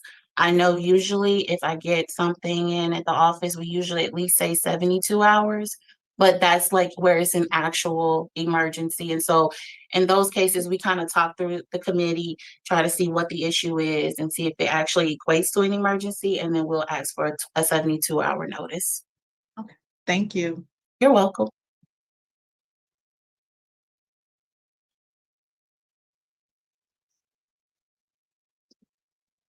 Any other questions? No, I thank you. Thank you for that. I believe Eddie Jackson had a question, and then I'll chime in following. Thank you. Yes, two very brief questions. One, is it possible for the committee to get copies of what you just presented? Yes, there is an actual cheat sheet that we can provide. I was going to mention that towards the end because I know that there is a possible additional committee member. So that's something that I can provide to Dr. Palm so that all of the members will have a copy for their review. Okay, number two, is there anything that would prevent the university from naming a new coach within 24 hours? Well, so the idea is that is a final decision that was made by the search committee. So the idea would be that took place at a public meeting when you voted. I do want to clarify, Attorney Coates, that the search committee isn't selecting the final coach with FAMU. They are going to identify a group of qualified candidates who could then be forwarded to AD Sykes and myself for consideration. Absolutely. And Dr. Robinson, if I may add, if I'm understanding Mr. Jackson's question, the final authority to hire rests with you and I'm not sure if he's saying that this committee needs to know that within a 24-hour window or not. So, No, I'm wondering if once the committee has been formed, as we are now, can the committee recommend that the head coach be named, let's say today? that's not the purview of the committee to make that recommendation. The purview of the committee is from my understanding, to assist or to have input into some of, to have input or to have a discussion with the president and our AD Sykes as to what they're looking for in a candidate. But until those candidates' applications have been forwarded to the hiring firm, we don't know whether any candidates or potential candidates would meet the qualifications. So I'm not sure that 24-hour question is appropriate at this time, but ultimately the hiring decision does rest with the president. President Robinson. Yes. Curtis Taylor here. I think because of the time, I was thinking that today, that this committee that has been formed can make a recommendation to you and the AD, and then y'all make a decision from there. Because I just think that we've lost our recruiting coach. And I heard yesterday we've lost our defensive coordinator. We can't afford any more time to lose any more assistant coaches. So my thinking was today that at minimum, getting spicy, when we had an opportunity to speak, that we could make a recommendation of who we thought, and y'all could take that and go forward. I just don't see where we really have the time or the resources for a search firm, because we're losing coaches and students every day. Dr. Robinson, if I may, I believe that there was a motion that was properly put forward to the board and passed, that there would be a search firm engaged in order to facilitate this process. And that this search committee, this body here, was part of that process, but that was still not going to negate having a search firm now. I could be misunderstanding that motion that was properly put before the board and passed. Right. President Taylor, I do want to tell you how much I appreciate your concern for expediting the matter. I have the same concern. But in answer to your question, no, I don't think we can get there today. However, as Dr. Palm just talked about, we can get there, within the next few days. I don't think, at least I wasn't, as people were already having comments prior to us gathering today, prepared, to hear those. And remember, what we are asking for is not just one candidate, but we want to have multiple candidates, because right now I think it's in the best interest of the university, because what I'm hearing, and really I don't have a preferred person on the list or person to keep off the list at this moment, but I do think it would be better for all parties, because I'm hearing, in fact, I probably have at least a half dozen or more people who have been nominated by folks to me or on their own behalf. So I think having a pool would provide us the latitude of going from there, and then ultimately picking the best person. You're not picking nobody, it's Tiffany. And I think, President Robinson, though, you have the power, you're in a position to say that due to the time, to the criticalness of this, we need to take action. And I wasn't really referring to one person. Whenever the opportunity, I guess when we get down to discussion, I was going to make a recommendation at least two. So I'll go ahead and wait. Okay, but I agree. And as I said, once again, I do appreciate that, trying to expedite this. It is a priority for all of us. And Dr. Palm, on that point, has the next item on the agenda as the timeline itself. But I don't want to get to that prior to hearing from legal regarding if they had anything else beyond the open meetings and public record laws to share with the committee, because there are some other issues. But if you're done with that,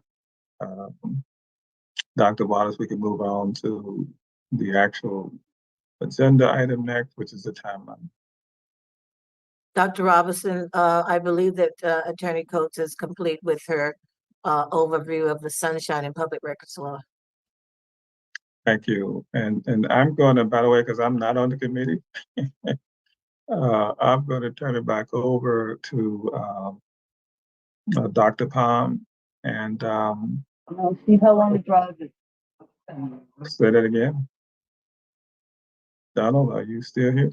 Yeah, I'm still here. Yeah, I'm gonna turn it hear back me? over to him. Just want to emphasize again, I just want to express my appreciation for all of you and your willingness to serve.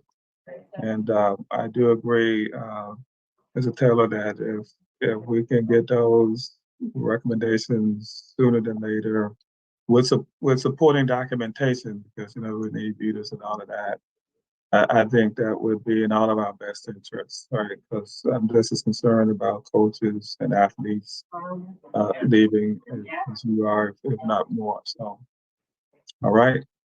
So with that, unless somebody else had a question for me, I was going to log off and let y'all get to work, and sort of map out the plan for moving forward. Okay. So can everybody hear me? Yes. So, yeah, Curtis and as well as Mr. Cobb, again, thank you very much. I share the same sentiment as you all do. We need to get this moving. The time frame I'm looking at is looking at having 5 names by Sunday go to Dr. Robinson and AD Sykes. And we need to get moving. I'm gonna call a meeting tomorrow. And I need to check with General Counsel also as far as calling that meeting after hearing some of the Sunshine Law stuff. So what I would tell you is that I'm going to meet with I know we have to secure the actual search firm, but I would tell you is those individuals that you identified as being top candidates, we will make sure that we go ahead and start having them get their information together to go ahead and work through this process. And again, looking at a very, very aggressive timeline to get things moving. I see a hand, President Johnson. Yeah. So, Dr. Palm, thank you for that, because I wanted to springboard into that. I think that you certainly have a commitment here for me to do the work between now and Saturday. Also, you mentioned that your comments that you'd like to maybe get involved with the stakeholders. I would invite you to be a part of my board meeting tonight at 8 o'clock. If you can accommodate that, we will have you bring remarks at the top of our meeting. Yes, I appreciate it. Talk about this process. The third thing is that during yesterday's call, I heard from AD Sykes that there were a number of people who expressed an interest in the job. Maybe she collected those resumes, etc. I think, if I'm not out of line, I think what would help me as a committee member is that we have a process and we've formalized it, so at least we put out on the street, per se, lack of a better term, that we're looking for head coach and we're accepting resumes, etc., and that information gets funneled to us so that we can sift through that. I was left with the impression that she had looked at some resumes and people had expressed interest, but I want to make sure that that's actually factual and people have expressed and we've documented they want the job. And I don't know how we quite do that, but that's a question I would have. And once we know that and we have their resume and they're in the particular pile saying, hey, I've raised my hand, I want to apply for this opportunity, we should then, in my opinion, get those resumes to quickly look at to match up to some of the attributes I've heard. I think we also need to hear from the committee members on some of the attributes, and you asked for that, about what we may see from what we're hearing from our stakeholders as an attribute as a head coach. So I'll stop right there, but I think that there's some items that I need to have addressed by the athletic director, and maybe some more that one-way communication coming out to this committee as to what she has collected thus far as resumes, and can that be shared? Come on, Curtis, let her know.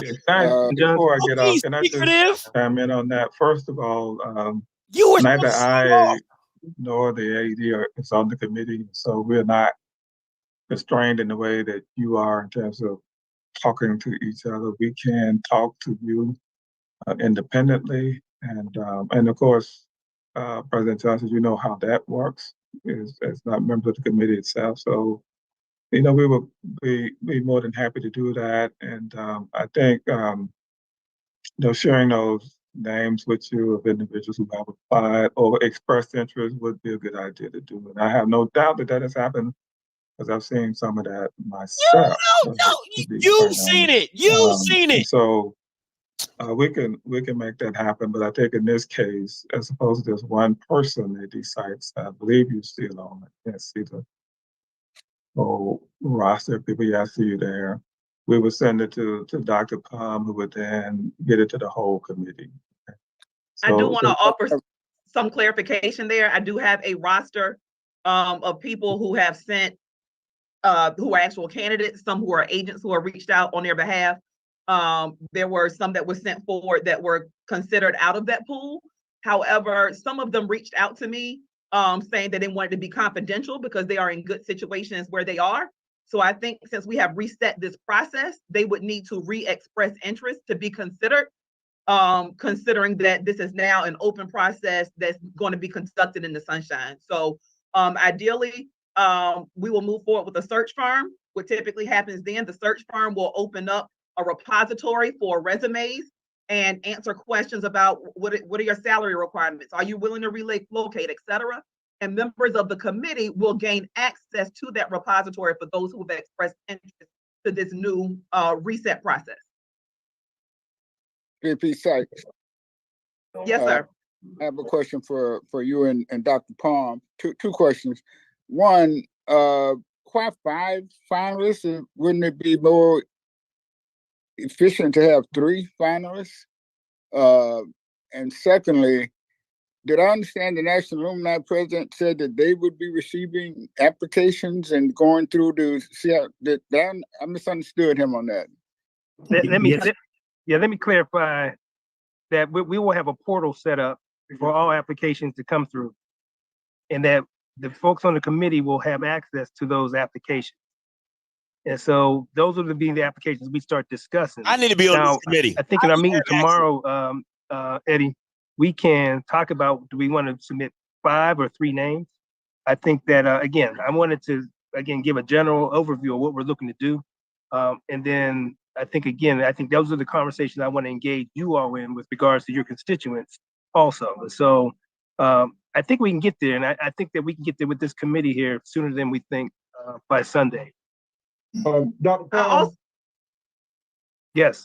I do also want to mention, Kelvin Dean, who's on our leadership council for the football team, has joined. I sent him my link, so it looks like I'm in here twice, but there's a picture of a football player who I affectionately refer to as Woo. He was the Celebration Bowl offensive MVP, but he has agreed to serve as a member of the committee and he is on the call. So I do want to acknowledge him being here. And to also just address Mr. Jackson, I think that moving forward, more than 3 candidates is appropriate because sometimes people withdraw from the process due to salary, due to family, due to a number of things, and you really limit yourself when you have a pool that slim. So I would encourage that, but we'll work at the will of this committee. And then I would say just the opposite, that we probably should be looking at 3. And because I don't think the people we're talking about, I don't think they're going to drop out because of salary or anything like that. What I was getting ready to say, if it's in order, Dr. Palms, is to be able to recommend 2 individuals. These are individuals that's already in-house. Is it appropriate now for me to recommend at least 2 people that we look at? Please recommend them. Please recommend them now. Thank you for the input. We'll get into those discussions tomorrow. Again, I think this isn't the time. This is just giving an overview. And I think we need the collective body. Again, I do appreciate the urgency as well as the talent that we're looking at. Say it. So I think we'll have some really robust conversations tomorrow about that. And so let's go ahead and hold that out till tomorrow, and then we'll definitely come back and address that. And so are we saying that we're gonna submit to the president by Sunday, X names for them to review by Sunday? That is my plan, and so I'm gonna need you all's help to figure out how we make that happen, working with the search firm. Okay, so how do the search firm come in? When do they come in? Right, so we're waiting to bring them on board. They will be very, very, very important with regards to setting up the portal for the applications, helping us screen applications, and then also helping facilitate the work that we're going to do to really come up with those 5 to 3 names or what have you. But I would encourage all of you, as Mr. Taylor has done, you know, for you, those of you who have recommendations already, you know, let's make sure they're standing there ready, on the ready to on the ready? get into the Ready? system. We would really, really appreciate that. Dr. Palm, this is Linda. It's been brought to my attention that we need to go ahead and decide on the next meeting date and time. If it's going to be tomorrow, time is of the essence. So we Okay. need to get that meeting noticed. All right, can we get, I guess, committee members, how does 11 o'clock look for you all tomorrow morning? I have a 12:30 Urban League board meeting tomorrow, and I have to leave at 11:30, so 11 o'clock won't work for me tomorrow. Okay, how about 8 o'clock in the morning? Yeah, 8, yeah. How about 9? 9 sounds good to me. 9 sounds good to me then. 11, I have an appointment already. I have 9 o'clock. back-to-back appointments. Sounds good for me. Dr. Palm, Yes. I don't know if 8 o'clock is gonna give us that's less than 24 hours notice. So we're gonna need at least 24-hour notice, or, you know, something short thereof. But For what? 8 o'clock in the morning or 9 o'clock in the morning may not do For what? for the notice requirements. 10 o'clock still works for me. Everybody's on the call right here. What time? Falls under the sunshine law, Scott. Is that good? 2 o'clock, 3 o'clock. Same time. Yeah. I'm not available after 3 o'clock 2. works. Huh? What time? 3 o'clock works for me. 3 o'clock will work. I tell you what, let's shoot for 5 o'clock. 2 o'clock, from 2 to 4, I'll be tied up. Let me tell you this. Okay, Let's from do 5 to 6. 5 to 6. That's fine with me. That's fine. Good. And can we go ahead and set the one for Friday up as well? That would be preferable, because then we'll definitely know that we have the appropriate notice. What's your pleasure for Friday? 5 o'clock. 5 o'clock. 5 o'clock Friday as well? Yes, 5 to 6.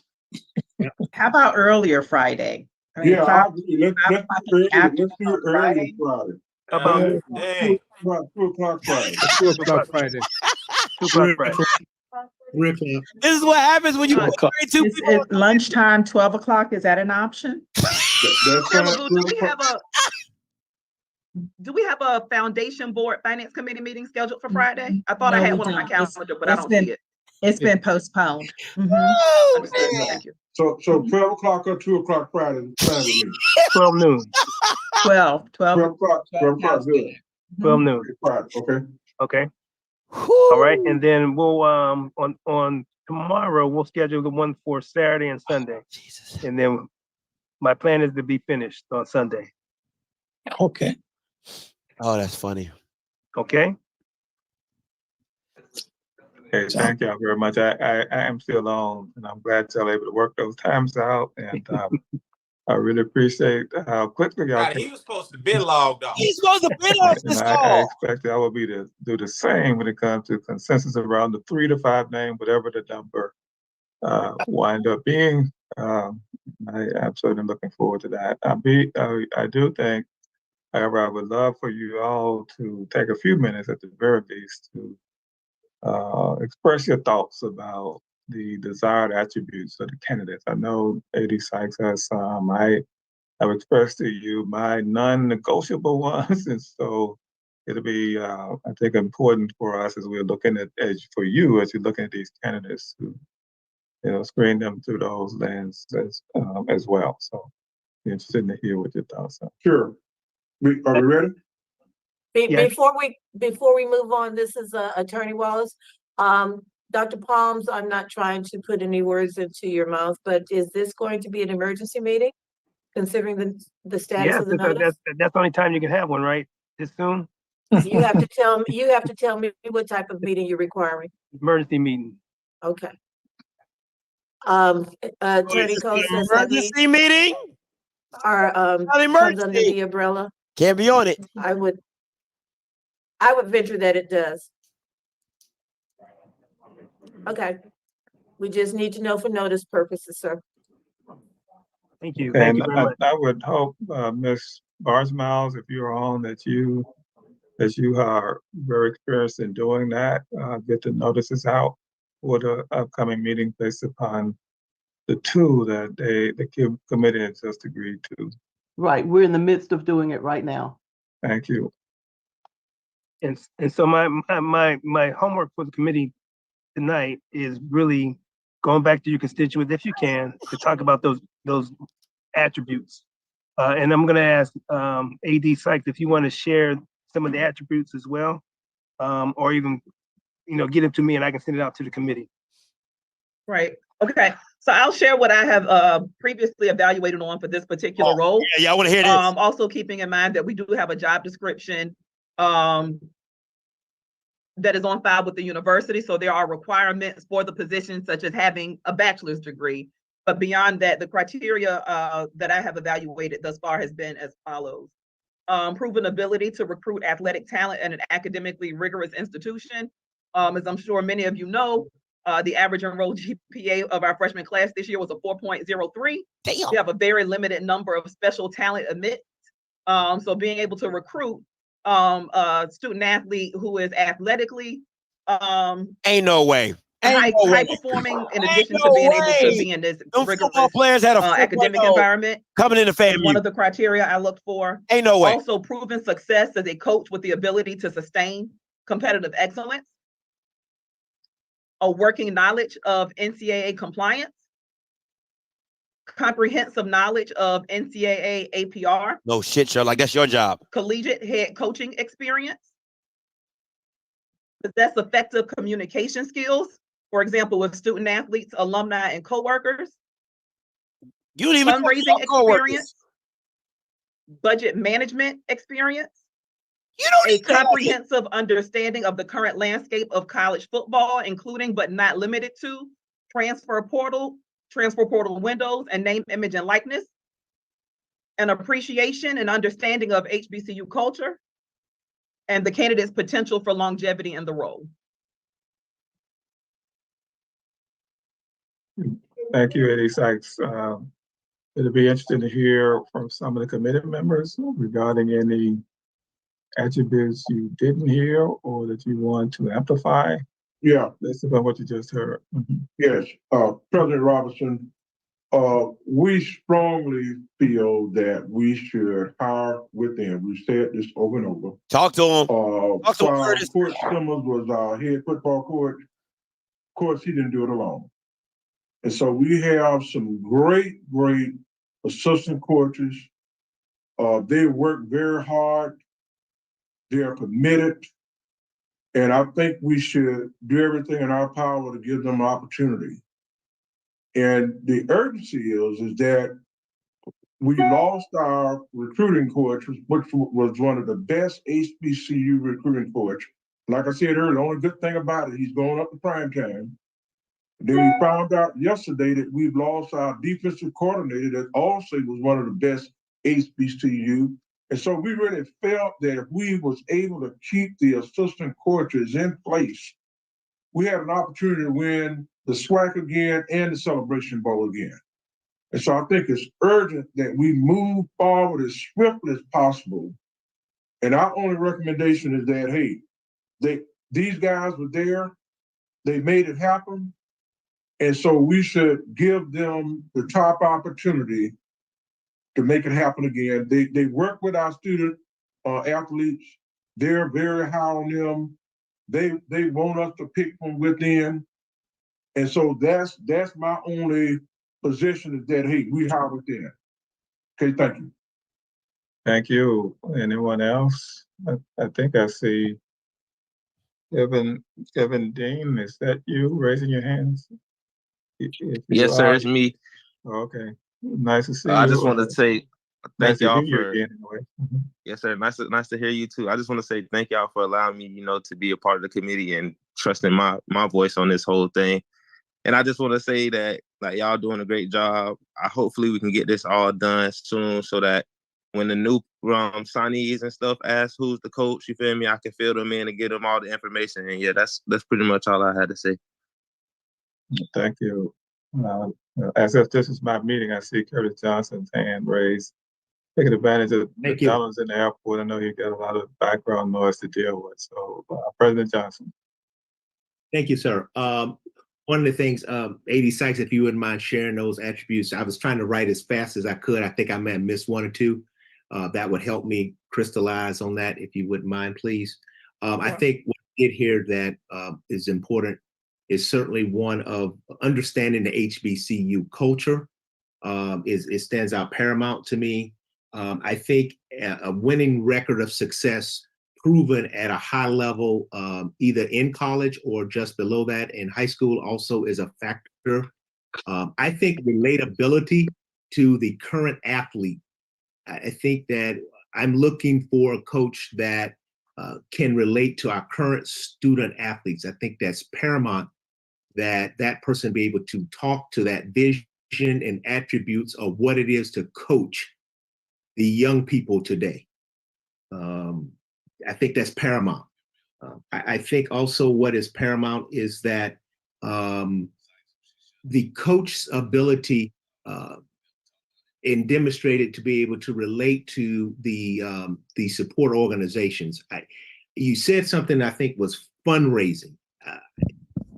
To me, that's less of the challenge for me. It's more of can he relate and communicate the vision and be a part of that. Supposed to be I felt fundraising. as though when you said that a lot of that onus would fall on the coach of fundraising. And I think that he needs to be able to work in conjunction with support organizations to help with that. And I just want some further clarity as we vet that out. Other than that, I think I was comfortable hearing some of those other attributes, but understanding this HBCU culture and coaching to young people today. It's paramount. Thank you. Well, thank you, President Johnson. I think again, this is where that input we'll take all that in as well tomorrow, and I think that's where I see the engagement taking place as well as the voices being heard with regards to these attributes. And so I really, really am enjoying the conversation because I can see we're going to get there, and we're going to get there sooner than we think. And so I'm going to have to go catch my next flight. Mr. Dean's hand is up. Oh, I'm sorry. I think he spoke. He spoke already. Okay. Okay, Kevin, unless you had something you wanted to add, you could take your hand down. Chair LeBou's hand is raised. Yes, my question is more so towards the financial aspects of, and so many of the board members had several questions regarding, again, the financials and the fundraising and kind of the whole gamut of the financial status of athletics. So it would be helpful if we could get answers to those questions to help us. And also, I think a meeting to get the big picture of, we know there are needs in several different areas, but instead of piecemealing it here and there, that's another reason, we really postponed the meeting as well, as so that we can get all of this information, look at what the big picture is to be able to make a really informed decision, and not one where it's last minute and, we're rushing to have a meeting, because I don't think that's a good strategy to use when you're making a huge financial decision. We really need the information.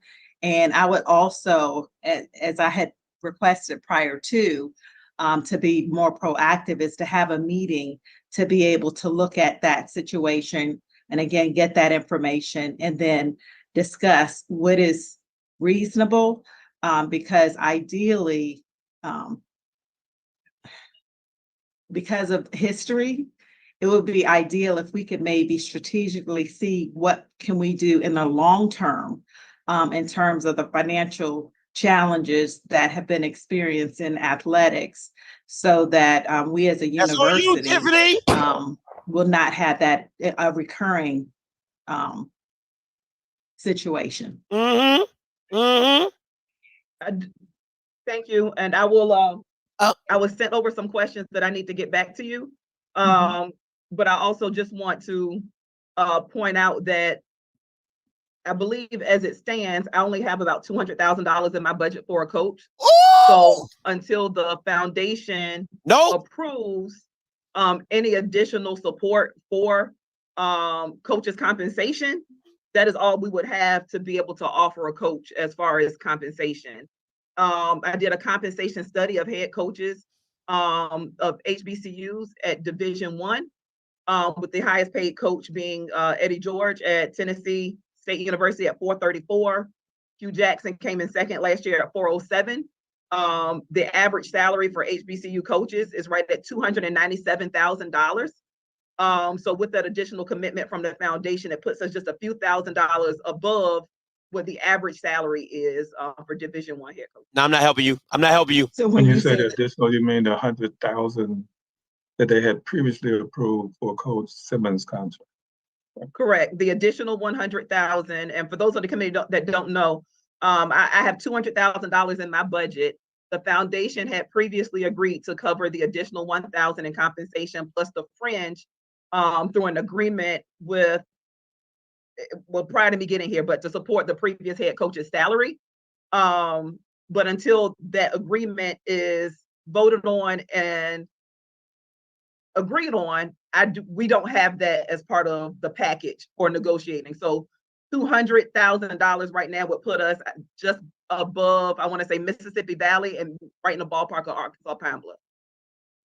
Well, I think actually there needs to be a lot of clarification, because we had that that discussion and that vote during the holidays. But then my understanding is that that was for Coach Simmons. So that's no longer, feasible because he's not here. And so we're kind of starting all over again. So it's pretty much starting from scratch. And it still goes back to, we need to get the information to make an informed decision. And the other question too is as far as fundraising, what's the fundraising status of athletics? What has been fundraised to support the program? Come on. So currently, I think I mentioned before that we have separated from our media rights agreement with our previous partner. Learfield, we have been in interviews with them to bring them to the table. I think they will increase our ability to get into not just individual fundraising spaces, but corporate spaces to support us financially. I shared with, I believe, President Robinson and COO Palm that when we look at some of the high-performing athletics departments in the country, the alumni contributions are 20 to 30% of the overall budget for athletics. So it is not uncommon to receive this type of support through the alumni associations, development offices, and foundations offices. They not giving you no money. To the tune of 20 and 30% of the overall operating budget, where ours sits at right around $13 million. Okay, because if I could interject, but for a minute, because I do want to be clear, making sure everybody heard what we just heard, right? And that is, there's probably nobody out there that this group would be satisfied with who would come in at the current $200,000 salary, right? I mean, I say that, I could be wrong, right? In terms of the permanent position, I know that's what we're working with for the interim, but for the permanent position, Sean Gibbs, I think it's going to be appropriate for any negotiations to take place to have some idea of what that ballpark is, right? It might not be another 100,000. It might not be 150,000, but it's going to probably be more than 200,000 to land the kind of quality candidate that you all would expect, and who would have any sense of longevity for being, you know. I think as much as I love Mississippi Valley and Arkansas Pine Bluff, I think FAMU's in a different place in terms of our athletic programs right now. First of all, we broke the mold, 6 years or so ago with Coach Simmons himself.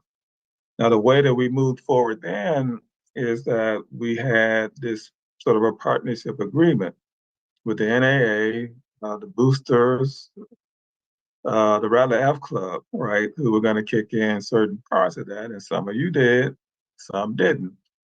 But at this point, if we're going to try to make this happen right away, there has to be a reliable source of funds so that the AD, when she's negotiating with candidates, can know, what she has to work with, not that any particular person would be getting all of whatever that is. And that's sort of the dilemma right now, and that is the challenge. You don't have anything to negotiate with $200,000. And I hope you all understand that. It's not a criticism, it's just a reality. Ain't nobody. I just have a follow-up Chair comment. I do have one follow-up comment in terms of the 20 to 30% and the NAA and other organizations. But I've been doing some research also, and my understanding that typically, and I mean very successful athletic programs, the foundation is not I wouldn't say supporter, but funder of the organization. It's usually a much more sustainable and somewhat independent, but again, depending on the university. And so, I understand we're in a different situation right now, and a lot is needed. But I think we still need to figure out how are we going to eventually pivot from how it's being done, and understanding that whenever there's a crisis, that there's always going to the foundation and using those resources to be able to fund. We really, as a university, have to develop a sustainable model that's going to be beneficial to the university, the students, and the program, the success of the program. And that's what I would really like to see, in addition to, the immediate now of what we're doing, but really some strategic long-term planning that's going to be beneficial. Hey, Lisa going on my Christmas Thank list. you, Chair LeBeau. I will tell you this year, previously we streamed games online for free. We have put the games that we're able to stream behind a paywall to generate revenue there. Come on. At all of our games, we made thousands of dollars on 50-50 raffles to also be creative in generating revenue. We have added inventory for sale, for lack of a better term, on things that people can purchase to advertise their respective businesses. We recently rolled out naming rights opportunities.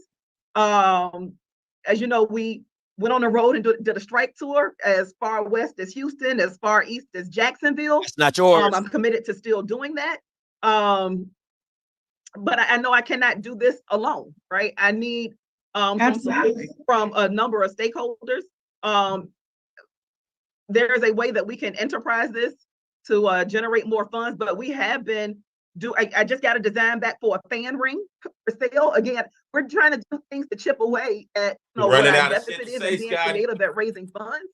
But we right now just need support. I think everyone is familiar that this department for the last few years received $2.5 million almost of CARES Act funding to sustain their budget that's no longer available to the athletics department. That is a significant gap to continue to operate even at the same way we operated previously, when the SWAC has changed even how we compete in some sports.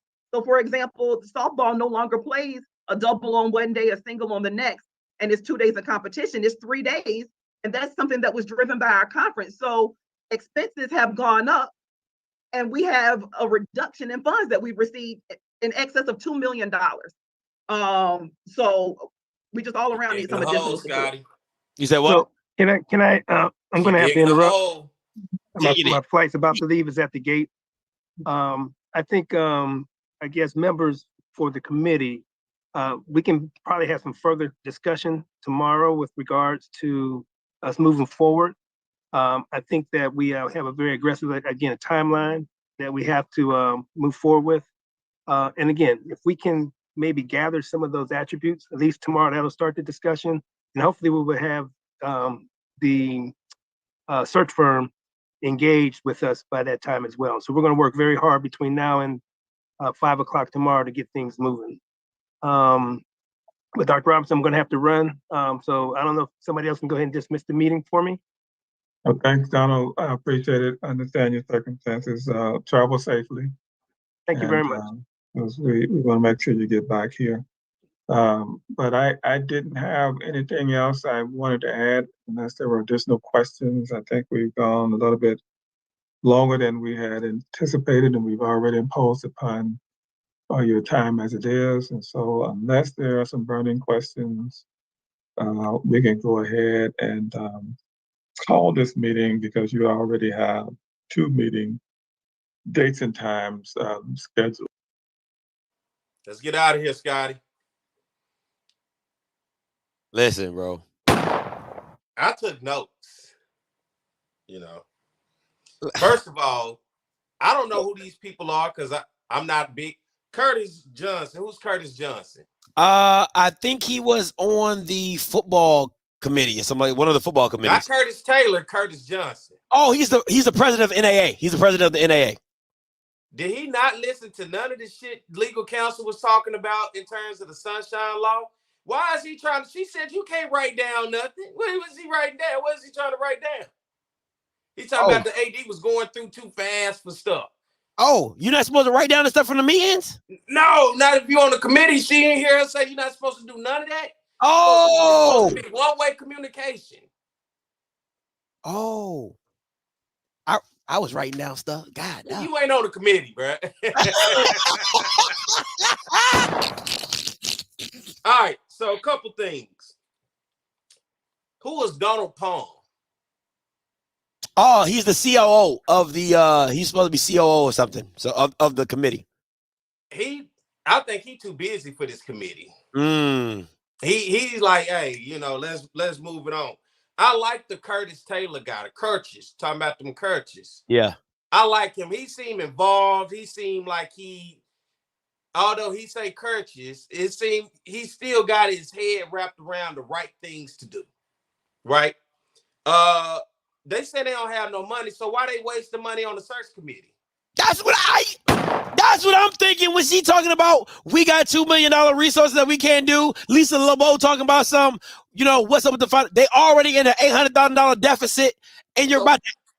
Why not? If you talking about finding ways to try to find us to save money, and I heard Lisa. Now Lisa was on Tiffany's ass, but yeah, that was the cat fight. I stayed out of that, but nonetheless, Lisa was saying, all right, well, if we're going to make a financial decision because coaches make so much, whatever our coaching decision, whatever this financial decision is going to be, it needs to be well thought. My point was, then why are y'all doing the search committee? And that's how much? $50,000?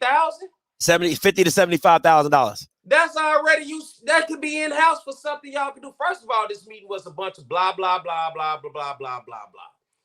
To me, there was nothing. I didn't get anything out of this except when are y'all available? You good Thursday? You good Friday? Now, what I did get out of this was I heard it in Tiffany's voice, and I hated to see the sister get to that point. She got shaky once Lisa was like, I understand because to me, Tiffany used the scapegoat to say, well, my research shows that other institutions have basically used alumni proceeds or alumni donorship in order to fund or help push athletics when it comes to endeavors like this. Lisa was like, well, I've done my own research. And in my research, it doesn't solely fall on foundation the athletic director on the alumni, because if you knew we were in shortfall or shortfall was coming, this is what we're paying you to do to plan ahead in order to not have us in this situation. Now, for me, now that I'm looking at it, if Tiffany said we got $200,000 and they know they raised this money, and Lisa made sure she said that money was for the previous coach. Yeah. But now that previous coach is gone, basically that's off the table. To me, Tiffany then looked at the idea. I got $200,000, and I know they're not gonna let me tap into that other money. So the guy from what is it, Fort Valley? Yeah, Sean fit right into the realm of the $200,000. Perfect, because he gonna take it with no issues. He gonna take it with no issues because he making 46 now. He making 200,000. He winning. And that was going to be easy for her because at that point, without having to explain our shortfalls, it fell right in line to where I could just move forward. But now she got put on the spot to have to say, all I have is 200,000. I know y'all want a good coach. You want somebody better than what I brought, but I only have 200,000. And if you want me to make this job a job that's going to attract this winning coach, well, I need more than $200,000, and I need you guys to vote on to open the door. But when she said that, that's what opened the door to what are you doing then? If you're waiting on the money for us, what are you doing? And that's when the fundraising questions came in. And the fundraisers, I never heard her shaking the entire time, but she got shaky. And it never was anything directly that she said we were fundraising. It was through where we're partnering with a network. We sold raffle tickets. Like, come on, baby. If that's all you got to talk about, we sold raffle tickets. We're partnering with a network. You know, you moved to the SWAT for the SWAT to basically help you save money because the MEAC was expensive, correct? Yeah. Tell me if I'm wrong. Nope, you're right. So now you telling me that it's not feasible now that you moved to the SWAT because now it's put you at a greater financial burden.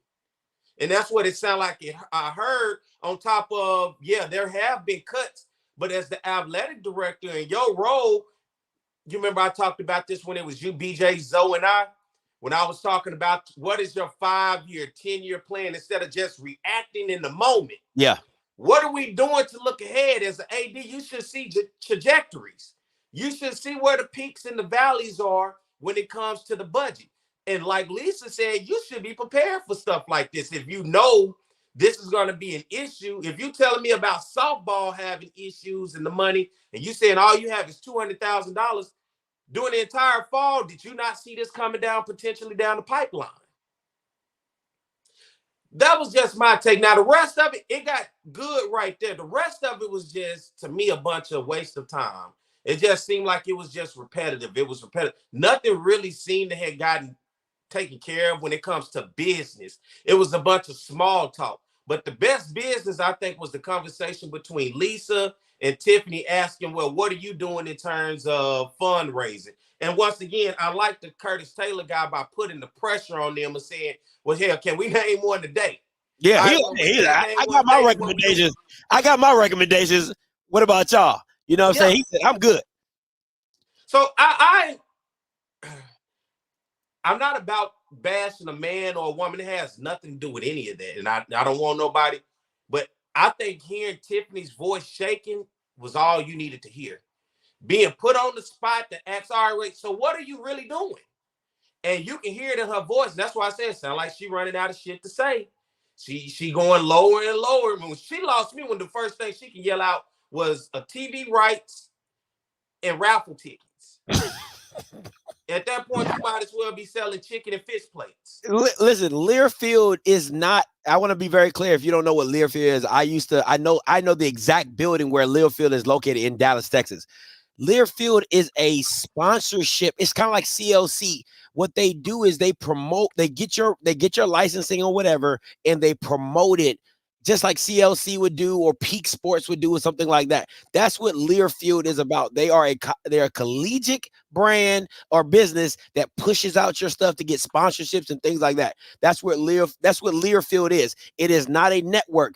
The network she is speaking of is Rattler Plus, the app that they got, where now they put some of their games behind paywalls, which is not going to be enough for what you think it is. Now, they do have some great content behind there. I will give them that, but it's nowhere near to what's going to be able to fund you a new coach or whatever, and then the 50-50 raffle tickets and all that type of stuff. That's nickel and diamond stuff. And if I was her, I would have also threw in it because if you're struggling, wouldn't it sound even better to stick with the Orange Blossom Classic to walk away with a payday? But if I was her, I would have said, well, feasibly, we have balanced and looked at the Orange Blossom Classic and what it's done for our marketing, branding, and the money it has generated in, and we've looked at having a home game in that place. And when we looked at the two and say, that's where I would have went with that, because she should have had to sell that better. But if you in a shortfall, classics like the Orange Blossom give you money to help the program. Now, let me open these call lines up because I know people want to get into this real quick. Hold on real quick, P. Let me get these call lines going. All right. There is one other participant in the conference. Let me say this, because I want to be very clear. When I was on here telling all you FAMUans that getting out of the OBC was the dumbest thing that you could have done, everybody told me I was wrong. Everybody told me I was smoking crack. Everybody said, Scotty, she got a plan. And I said, listen, and what's even worse now, Perry, is the investment in champions that she has been promoting. I've heard FAMUans aren't going to participate because why? They don't like her. So now the expectation that you had to make that money back from the OBC in investing in champions is now kaput, because now FAMU people ain't even rocking with you. They don't like how you moving. They didn't like how you treated the coaches. They don't like any of that. So the thing that she doesn't understand, and I'm going to keep saying this, the athletic director is a service, as a customer-based business. You are a politician, and everybody in your fan base is your constituents. And how you treat your constituents is a direct result of how they will treat you. So my thing is this: why would the NAA, the football club, the Rattler, why would any of them come to your help when you're drowning, when you told them you don't want to go with their guys that they want to see as head coaches? Go ahead, P. And at this point, that ship is sailed higher from within. It's imploded. It's over. I mean, when you lose the recruiting coordinator and the defensive coordinator, Willie Simmons was your offensive coordinator. That ship is sailed at this point, and this is self-inflicted. She almost got it, like Scooby-Doo when they take the head. You almost got away with it if it wasn't for meddling kids. She almost got away if they would have allowed her to hire the Fort Valley coach, and she would have been able to sweep it under the rug, keep it in that $200,000 range, and be able to continue going for what she wanted to. What it is now done, and I think for now, people don't have to hear it from your mouth or see it in the article. We had an opportunity to hear her directly today, especially with her back up against the wall and the question asked directly, what are you doing? And we had to, and listen, when I heard her voice start to, it sounded like it was, I'm nervous, shaky. When I heard that, I low-key felt bad for the lady, but at the end of the day, it's your job. And at the end of the day, you have to be prepared and ready. And look, for me, I will prep to the best of my ability to give you, even if it's bullshit, to sell something, right? Because if you're doing research and you telling me within this committee meeting that research shows the most dollars have basically come around the country from athletic departments, from their alumni associations, well, I'm going to go above and beyond and say, well, these are corporate partners or corporate donors we're partnering with. We're with this company. We're doing here. We've sitting down. We're waiting on a meeting with this. She drowned instantly. Yeah. It was like she had one kick to say about the network. And then when she mentioned the raffle ticket, that was the last thing. That's when you just lost. That was the last thing you need to say when you're talking about fundraising for, not for a Little League Pee Wee team. Yeah. Not for a church group.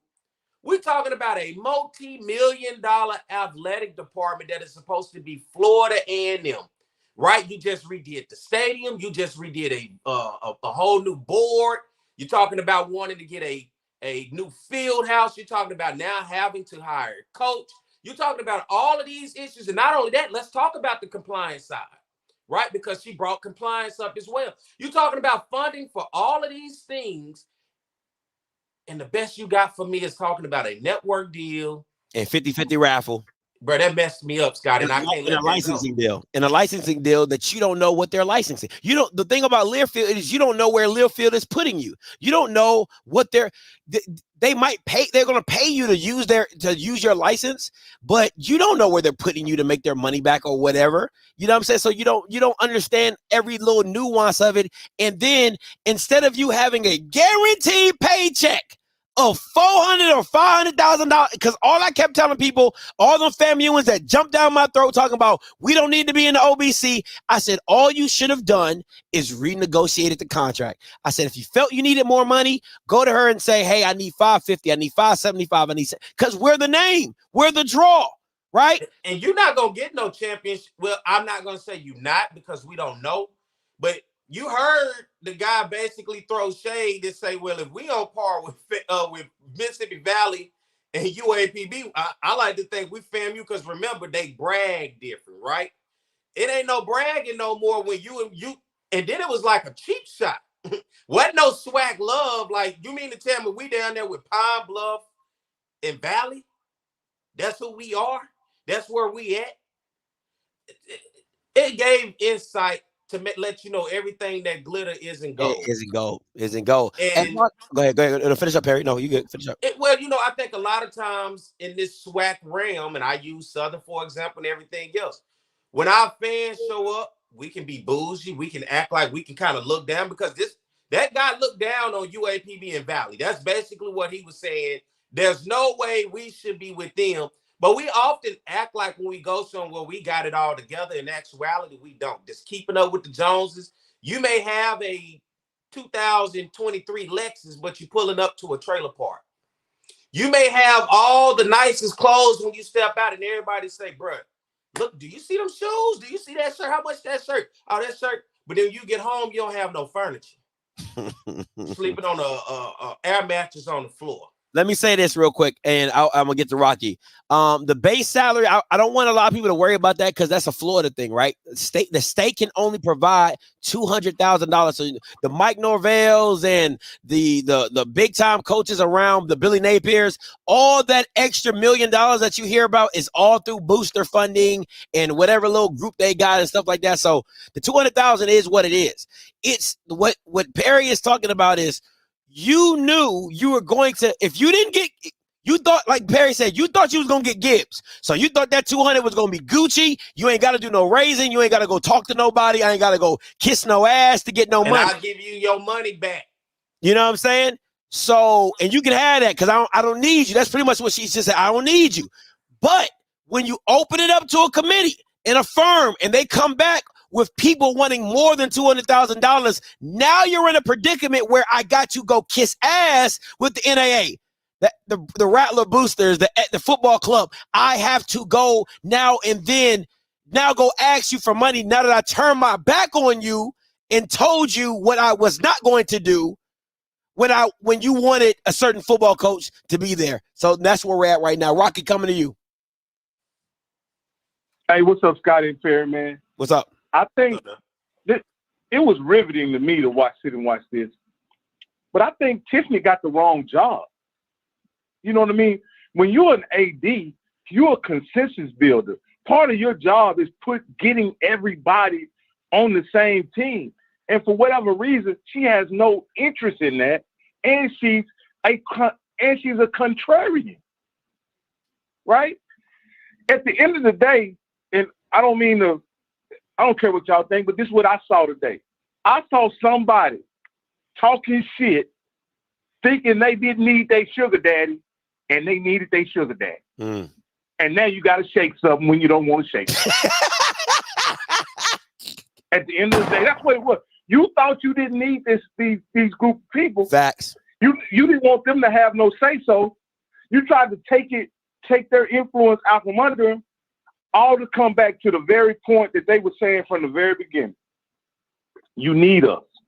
You can't feed them all them kids you got without us. So Tiffany, shake something. You got to do it our way. You got to give us who we want.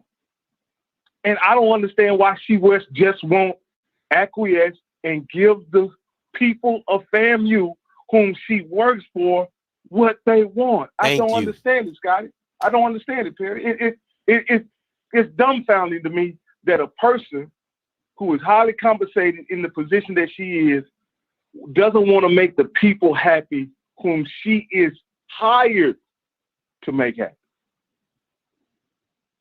I don't get it. I don't get it either, Rock, man. Appreciate the call. Now, listen, man, people can say whatever, like, oh, you should support what you love. Like, y'all ninjas need to stop, man. Like, it's still your money. I still control what I do with my money. It doesn't matter how much I might love something. If I don't like the direction that it's going, I don't have to support it. It's very simple. You can be up in arms and you should always support your HBCU. Okay. But if I don't like the way that they're going, I'm not going to put my money behind that. It doesn't make any sense. And knowing the position, listen, I'm going to keep saying, I'm going to say it till the cows come home. The AD is a customer service business. If you don't understand that, you don't understand the job of AD, because you got to go out and fundraise. Nobody wants to deal with a dick. Nobody wants to deal with an asshole. Nobody.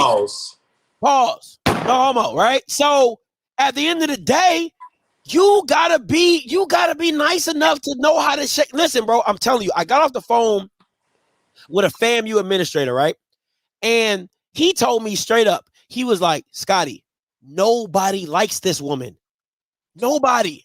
Can I ask you a question? What's up? Is this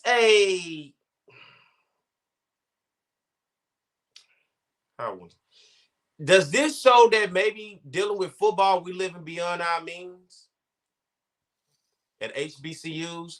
I understand we love football. FAMU, we just saw, was in the top 10 of FCS attendance along with other schools. But does this show that we're living beyond our means? Like, we really don't have it. You see, to the extent that you have to go, are there other things worth worrying about more than a football? Because do we get this much interest when it comes to the academia side for the involvement and the raising of money for that people are doing than what you're seeing in football? And then you find out football is expensive. Yeah, it is. We just naming the head coach. We ain't even broke down what the assistant, the staff pool. You saying all I got is $200,000 for a head coach legally from the state. That's just like the state of Louisiana. That's just like any team. Let's just take Alabama, right? Let's take LSU, Brian Kelly. Brian Kelly, by the state, only making 6 figures. The rest of that money comes from the Tiger Athletic Foundation, who said, we got all the millions in the world you want to get the guy that we want. Come holler at us. Come holler at us. We gonna up that whatever you need. But they got the money to play that game. Yeah. In this realm, because we already have so many issues being low resource institutions, is this a open book now for people to see that maybe we playing the game that we can't afford, but yet we trying to keep up with the Joneses? But this is an expensive game to play. Obviously, it's wear and tear on administration. Obviously, it opens sores that you don't want people, it pull back band-aids or sores that you don't want people to see. And it exposes you to show how you do business. Is this something that may be too much for HBCUs moving forward when you look at the money game? I think I will say this. I think, and I'm a stand on this. I think HBCUs pay their guys too much money. I think where you're living above your means is you're trying to, like, I do agree with you. They're trying to keep up with the Joneses. But if you look around the Joneses like, we ain't even paying that much. Like to hear Hugh Jackson making $400,000 a year to win what? Dooley was making $300,000+ to win what? And you got coaches like at Furman, you got coaches at these high level FCS programs that don't make nowhere near where HBC. The fact that A&M is paying, I believe, Maynard like $300,000 for what? For what? I think there should be a cap on what. Listen, man, we can't pay you that. You want to coach football? It ain't that many head coaching positions for you black coaches. So you either gonna get with us. Hey, listen, you either gonna get down or lay down. What you gonna do? But the fact that, listen, Willie earned that money. Deion Sanders earned that money. Fred McNair earned that money. So when you cross over that 200,000 threshold, you got to go get you a guy. Trey Oliver has earned that money, right? Dawson Odom at Southern had earned that money. You have, when you listen, it's like this. Hey, man, we're willing to pay you, but show us why we should pay you. Show us why we should pay you. Make us have to pay you more. But I listen, at that point, I'm serious. Like when I hire a coach, I would tell him it's $200,000. Because there's somebody at D2 that will want that. It's somebody at NAIA that's gonna want that money. Somebody at FCS that will want that Come money. on, I'm not playing this game. I'm not playing this game with you. And then you don't have the facilities to back up what you're trying to pay. You want me to do a lot with little. Like, you're gonna pay me, but then you want me to do a lot with little. Everybody don't have that esque to them to be able to do a lot with little. As you see around the conferences, the shakeup, we've gotten rid of more coaches within this little time frame than in a long time. To where the point Connell Maynard is the old head in this league now. And I just think, once again, this is openly for us, because all the talk before has just been from somebody's point of view in terms of their institution, speculations, how you think. But to hear this today was an open door, was an open book to show you this is what we're dealing with at HBCU administration. But let's take it a step further, P. It's bad business. Bad business. It's bad business. Like, at the end of the day, you're still doing bad business. You got a commissioner doing bad business. You have ADs doing bad business. So at the end of the day, it still goes back to bad business. And let's say this.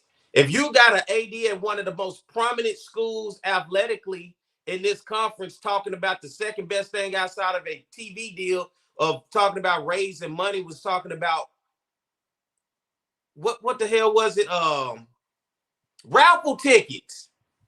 That's an AD. So imagine the trickle down to the others. And this is one of the most prominent brands in your conference. And this is an AD. And when put on the spot, she didn't give anything eye-popping to show me. She didn't even talk about the Jordan. Aren't they with Jordan? LeBron.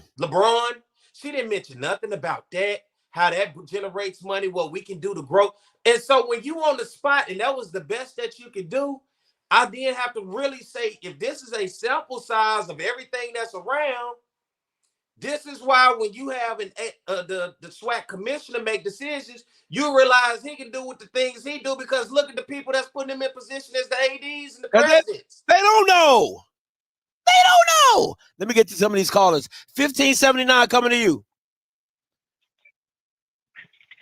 What up, Scotty? It's Mr. Levette. How you doing, man? How you doing, Mr. Levette? Talk to us. Hey, man, thank you for putting it on the platform. Very enlightening and entertaining presentation by Sammy today. I want to say this, and I'll make it quick because I know you got people on. It seems like to me, just from watching yesterday's video and today's video, that President Robinson, AD Sykes, and the Board of Trustees are trying to move in a way that they don't have to use the alumni. My point is that, like you said earlier, it's only $200,000 that they can spend. So it looks like they're trying to spend up to that level to ensure that they don't have to listen to the stakeholders, because they know if they have to listen to the stakeholders, then they've got to accept their input because they're the ones funding the rest of the program. What's your thoughts on that? I agree. I agree with you. Go ahead, Perry. I think that's the typical thing, what I've been preaching on here since day one. When you put your money up, because at HBCUs, we sit back and what you see on social media, people who don't put their money up wait until the administrators make a decision. And then once the administrators make a decision, you're going to have those that like it and don't like it. The ones that don't like it going to continue to fuss and flabber about it as much as they want to make a big deal. This is a situation where I tell the people have the power. The power is in the numbers. The power in the numbers is what you can do collectively to put up money. When you put up money, you realize you can force people's hand. And now that you force their hand, you force them to not do it the way that they want to, but now they have to acknowledge you. And the fact that they have to acknowledge you shows the type of nepotism that it is, that I'm so caught into the way I want to do things, because the bubble of how we do business, that I don't want to listen to you, because if I listen to you, you're going to expose what I don't know.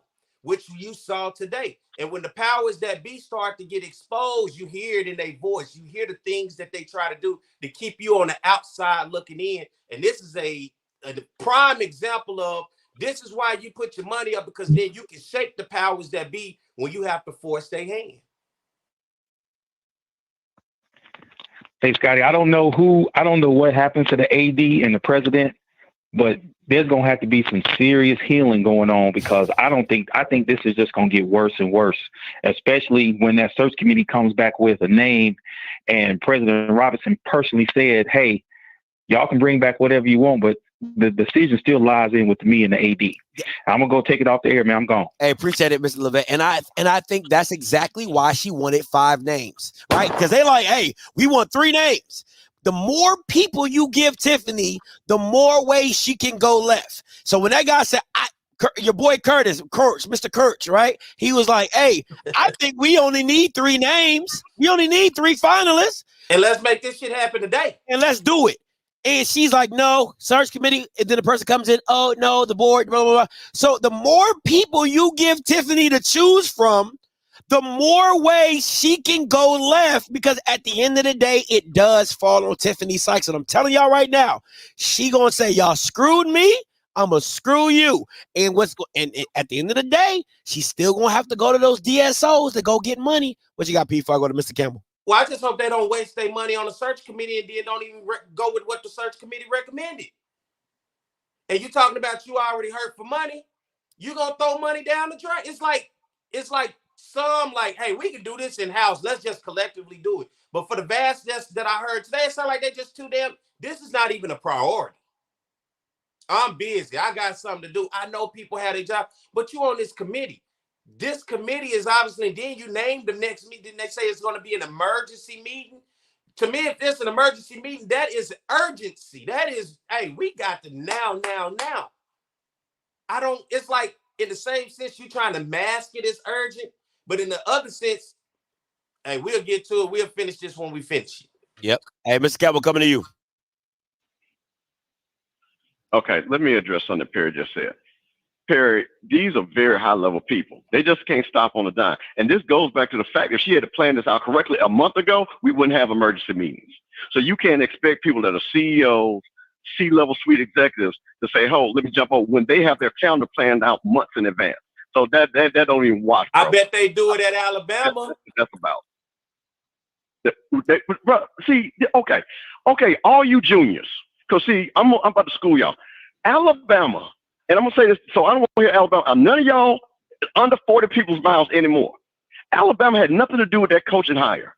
Jimmy Sexton had to do with that coaching hire. Jimmy Sexton represents Nick Saban. He represents the board. He called around to all his guys, Lane Kiffin, Sark, all them, got them raised till they won the job. Scotty even has the video of Lane Kiffin saying I won the job. And he moved that in. Jimmy Sexton has been doing this for 30 years. I know you might not know that because you're too young, but that's why. So don't ever mention Alabama ever again. Hey, let me say this. Don't come. I know you're frustrated.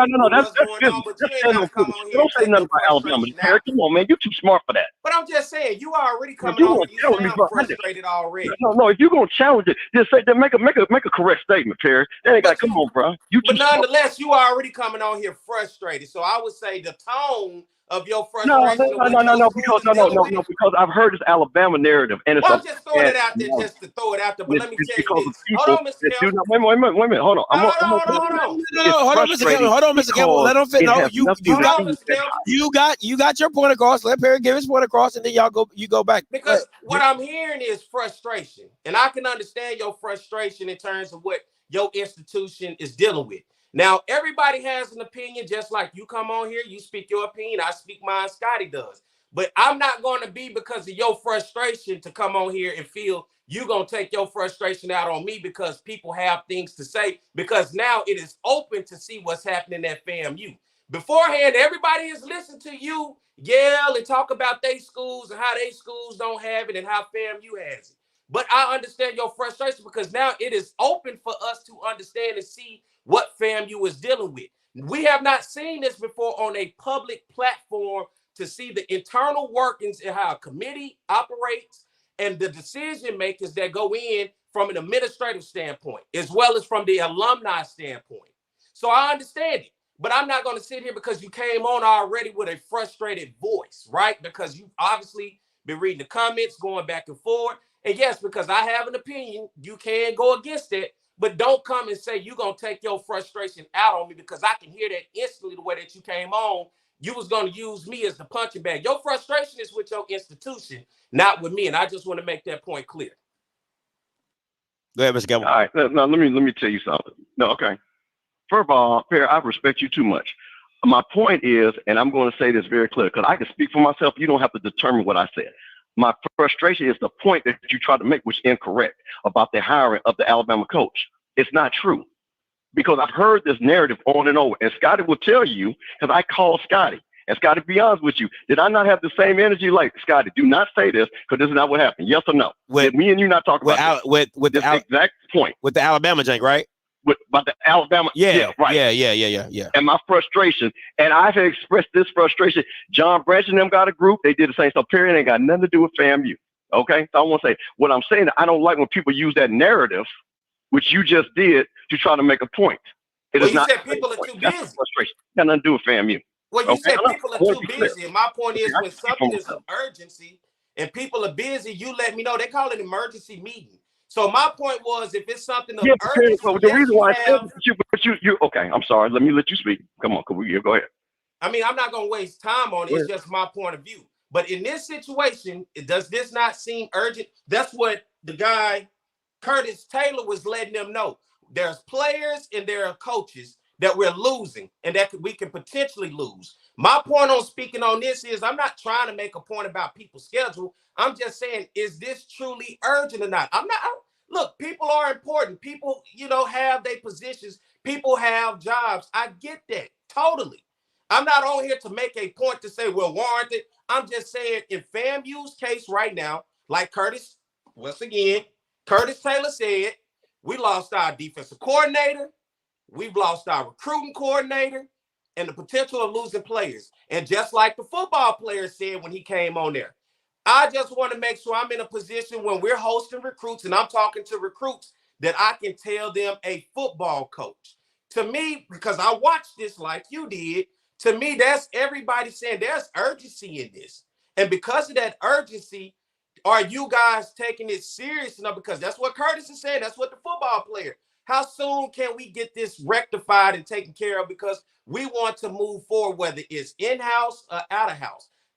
Forgive me for the Alabama, all right? Take that out. Forgive me for saying about the people acting like they don't have no jobs or nothing else to do because they have schedules planned months in advance. I understand that. That ain't nothing to take serious, what I'm saying. But what is serious is the fact of the matter at hand that we heard a meeting that's going to be an emergency meeting and that they need to have things put together, as he said, by Sunday in order for a search committee with names in order to move forward. Time is of the essence in this position. And FAMU, with time of being of the essence in this position, naming a head coach is crucial and critical for the future of this program. That's all I'm saying. I would like to see that urgency and that time of the essence mentality, because what I saw today seemed like scapegoat and we just pushing along. That's what I felt. It was like, all right, I'm gonna do whatever I can. Now we're gonna get you. Now we're gonna get to the frustration part. Now here's the frustration part. Me and you on the same page. Totally agree. I apologize if you thought I was taking out on you, because I love you. Now let me get to my point. The fact that this woman mentioned raffle tickets,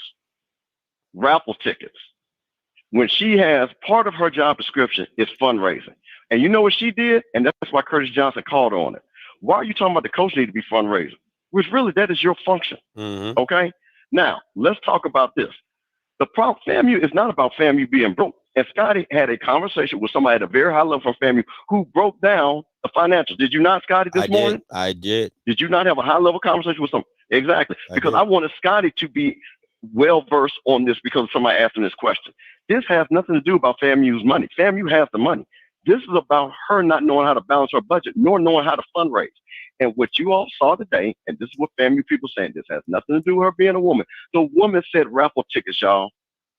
Seriously, in front of professionals, that one of her things was we were doing raffle tickets, not talking about innovative things of how we're going to fundraise, how I'm going to work with these DSOs. Because here's the thing, all the DSOs know already because of that $200,000 cap that they're going to have to put money in for the coach. I said, you understood. Why do you think she went to the DSOs to raise money for Willie? The money is not the problem. We could have raised $1 million too for the money because every school, like Dr. Robinson said, every school is not the same.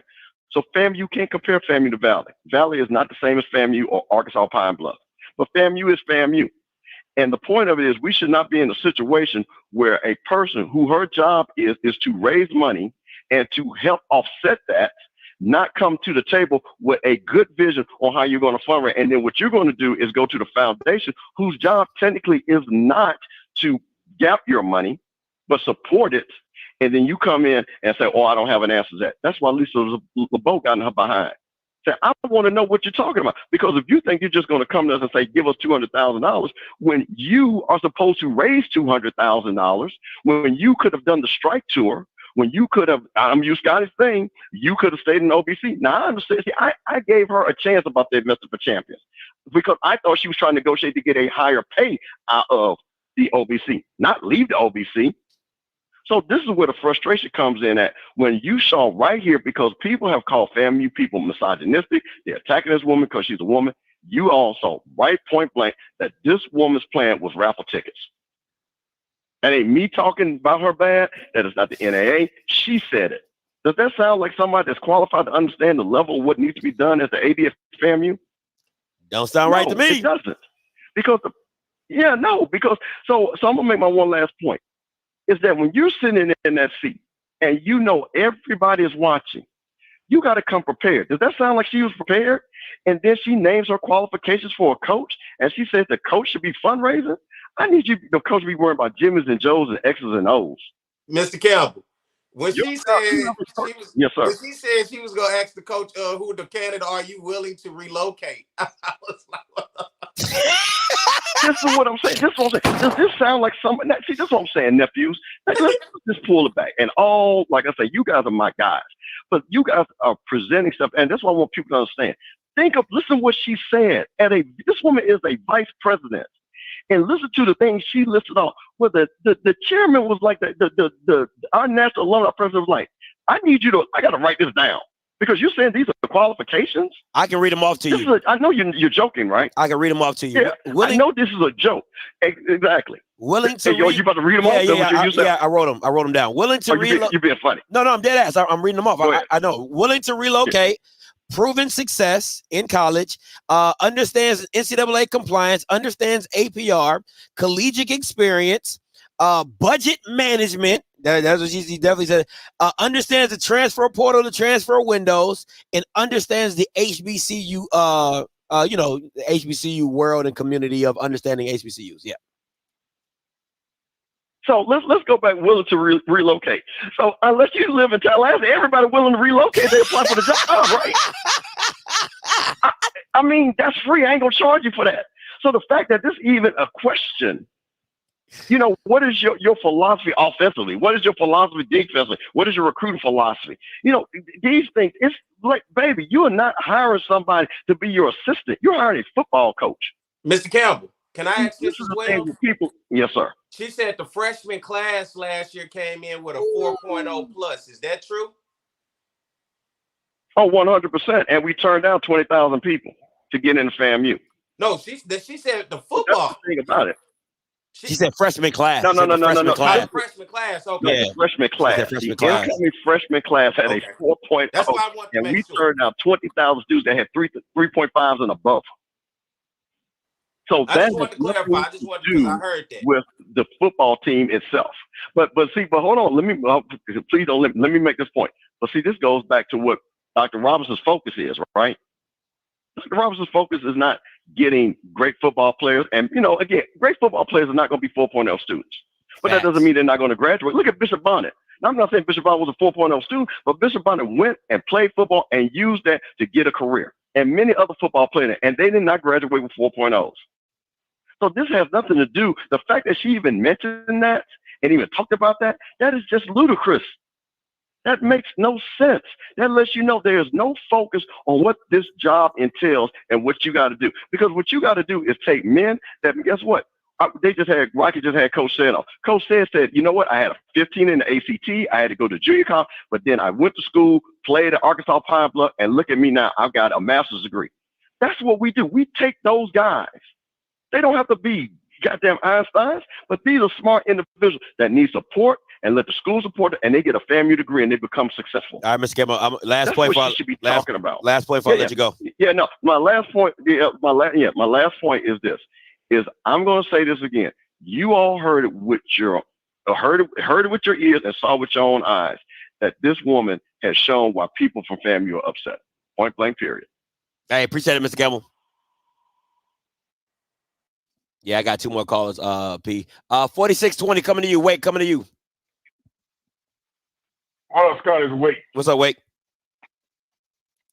Here's my issue. So there was a point being made by Perry earlier about if a certain school, the emergency meetings would happen. Yes and no. The problem I have with this whole thing is because these urgent emergency meetings was caused by the actions of the AD. At larger schools, I've seen it, they would have fired the AD already. Oh, wow. He would have been out of here. Because the fact that her decision hit social media like he did, and it caused a stir up, this is why all of this is happening. He would have been fired right then and there, and there would have been an associate AD that would have been popped up, and the coach would have been hired. That's what the major programs do.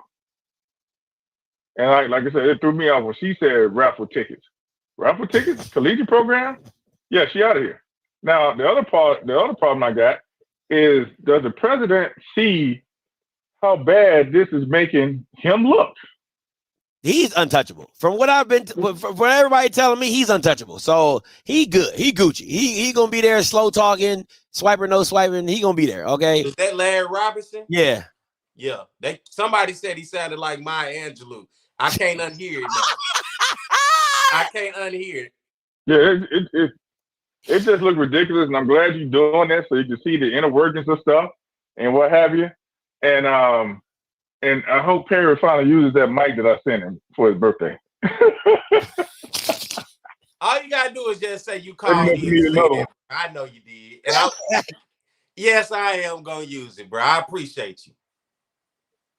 All right, y'all. I appreciate it, Wake.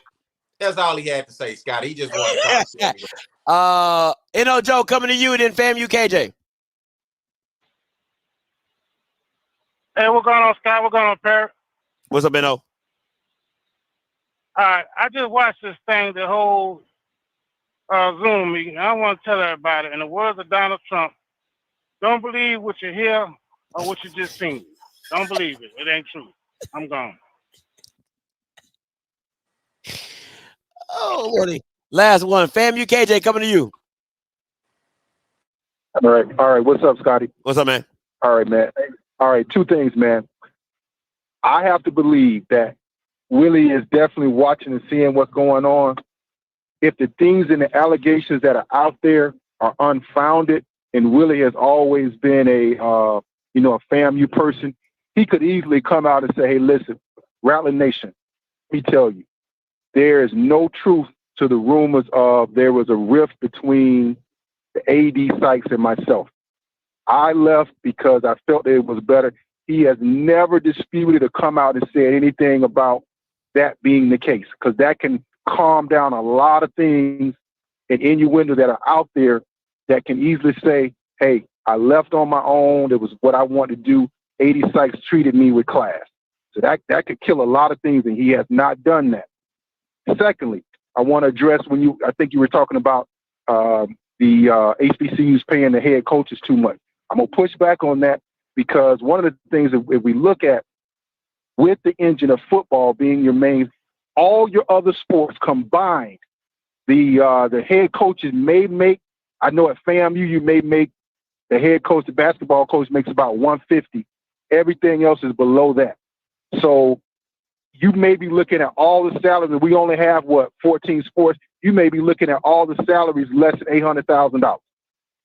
So that's not a point of saying we paying Willie 200 plus the other monies that are coming in from the DSOs.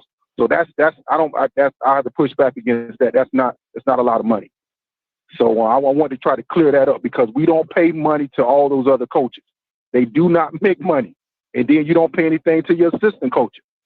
So I don't really think that. I think you're making 400. I think you're making 200 plus the DSOs. You're making my point. Like you're making my point. Like you don't pay your assistant coaches, but yet you have these inflated head coaching prices, and that's why coaches don't want to stay, because they can't pay their guys, right? So it's like, yeah, it's like you trying to run a nursing, it's like you trying to run a daycare, and you're the CEO, and you got to be the teacher, and you got to be the cook. People want to get paid for what they do for you, right? And if people want to come work for you, they want to get paid their value. So if you bring down the 200,000, but you boost up the coaching staff, it's essentially like you're paying 400,000, but you're just not giving it to one person. You're spreading that out over your OC, your DC, or whatever. So if your OC's making 100K, your DC's making 100K, everybody's winning. Instead of your head coach making $350,000, and then your OC making 80, your DC making 70, and then everybody else living off crumbs. Well, I think with people like Willie and my man that was at Southern, I think they were both the head coach and the OCs, right? No, they are the OC, but he's the quarterback coach. It was Willie. His official title was head coach and quarterback coach. He had the designation of calling plays, but there was a white person on staff that had the job title of an OC. Right. So the job titles is there to try to increase the pay. So that's the thing. Willie called the plays. Now, when he brought back the white guy, it was a way he gave him the official title. That's a way of increasing his payout to him. But we have to pay, certain smart, dynamic talent like Willie. You got to pay that, man, because if not, like I say, Willie really fell in our laps, man. Willie wasn't on his way to coming to being an HBCU coach. He fell into our laps. But to get guys like that, you're gonna have to pay them, and then everybody else you're gonna have to have guys gonna be shuffling in and out. Your value. Let's be very clear.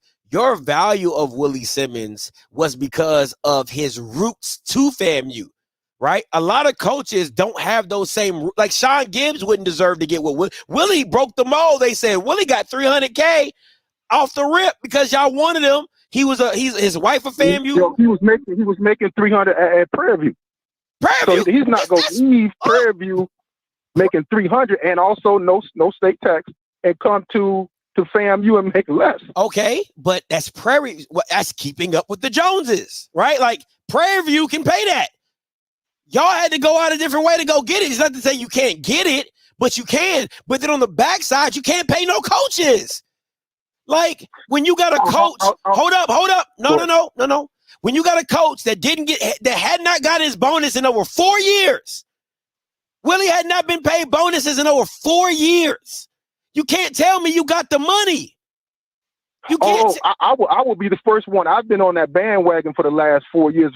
I think the thing with Willie was they knew that they could kind of, push him to a point where he was willing to try to help FAMU, and you have people who are bullies like that. Yeah, they'll try to mess over you. Oh, no doubt. And like I said, hopefully Rattler Nation will make an example of her to know that from now on, anybody else coming in here, you don't play with us like this. And then at the same time, I hope we also realize that we can't always be reactionary. We got to sit there. We got to support. We got to make sure that if we love this FAMU athletic program as we say we do, we got to support it. And that means not just jumping up in a beehive when something is going left. So I say that, man, and like I say, appreciate your support of FAMU athletics, man. I appreciate it. Let me say this before you go, Perry. I listen. Maybe y'all can say, "Oh, Scotty, you don't understand because you didn't graduate." I would be damned if I'm going to give a school money and I don't like the way they're going. I'm sorry. Just call me a non-HBCU guy. Call me.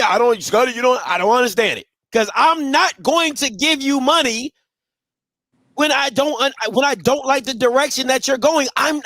Your money is supporting whatever, if that's athletics, if that's business school, if that's the journalism school, if that's the lawyer, if that's the nursing program, whatever you want to give your money to. If you don't like the direction that it's going in, I'm not going to give money. Very simple. So you can't say, well, we got to support FAMU. No, you don't. You do not. If you don't agree with what, and I listen, I can be objective to say, hey, there's going to be some things you don't like, and there's going to be some things you do like. So give to what you do like, and don't give to what you don't like. So I'll make that delineation. But for athletics, if I was FAMU, athletics wouldn't see a George Washington come from my pocket until that light-skinned lady is gone.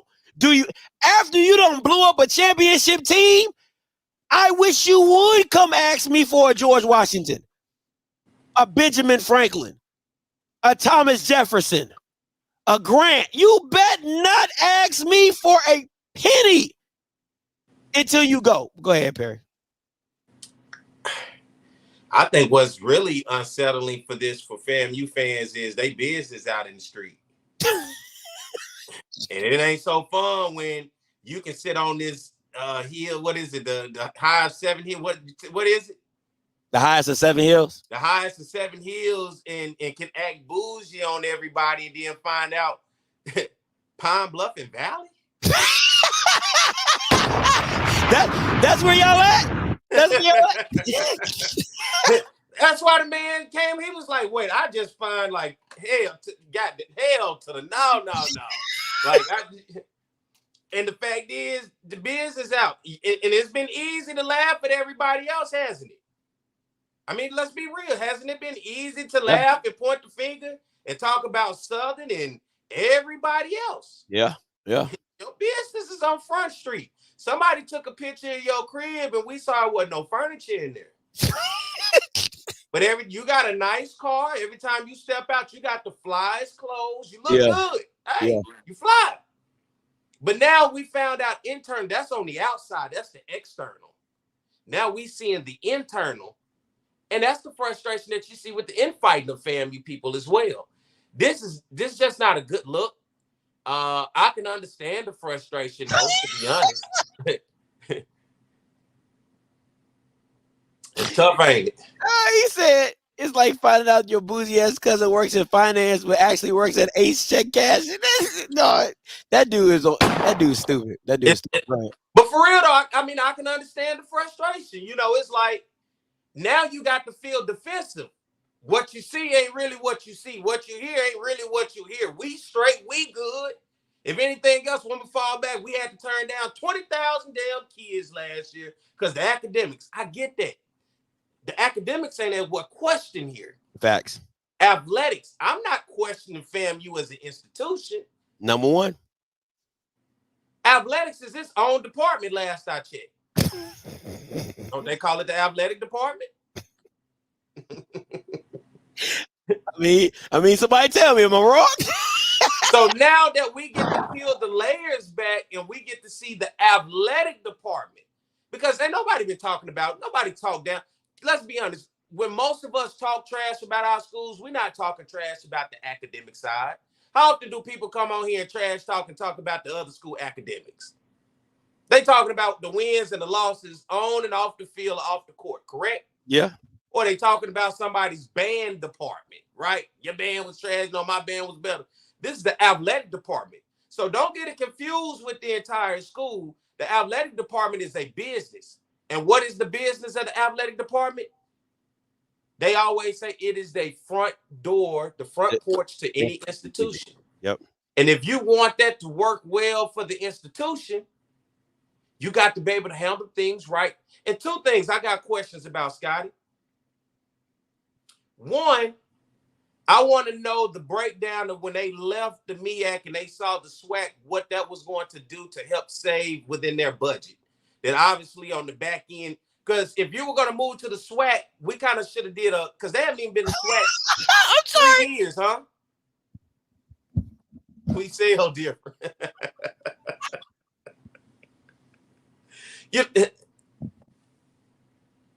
Let me ask you this though, Scotty. Oh man, I'm sorry. I want to know what the plan was, because to make that financial move, you slobbing.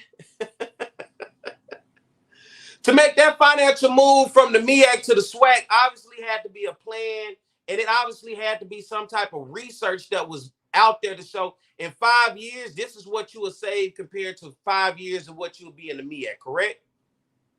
Don't you think some research had to be done in order to make that move? Oh, he got you with that one. He busted your gut with that one, didn't he? Not only that, and maybe Mr. Campbell could come on here and talk about it.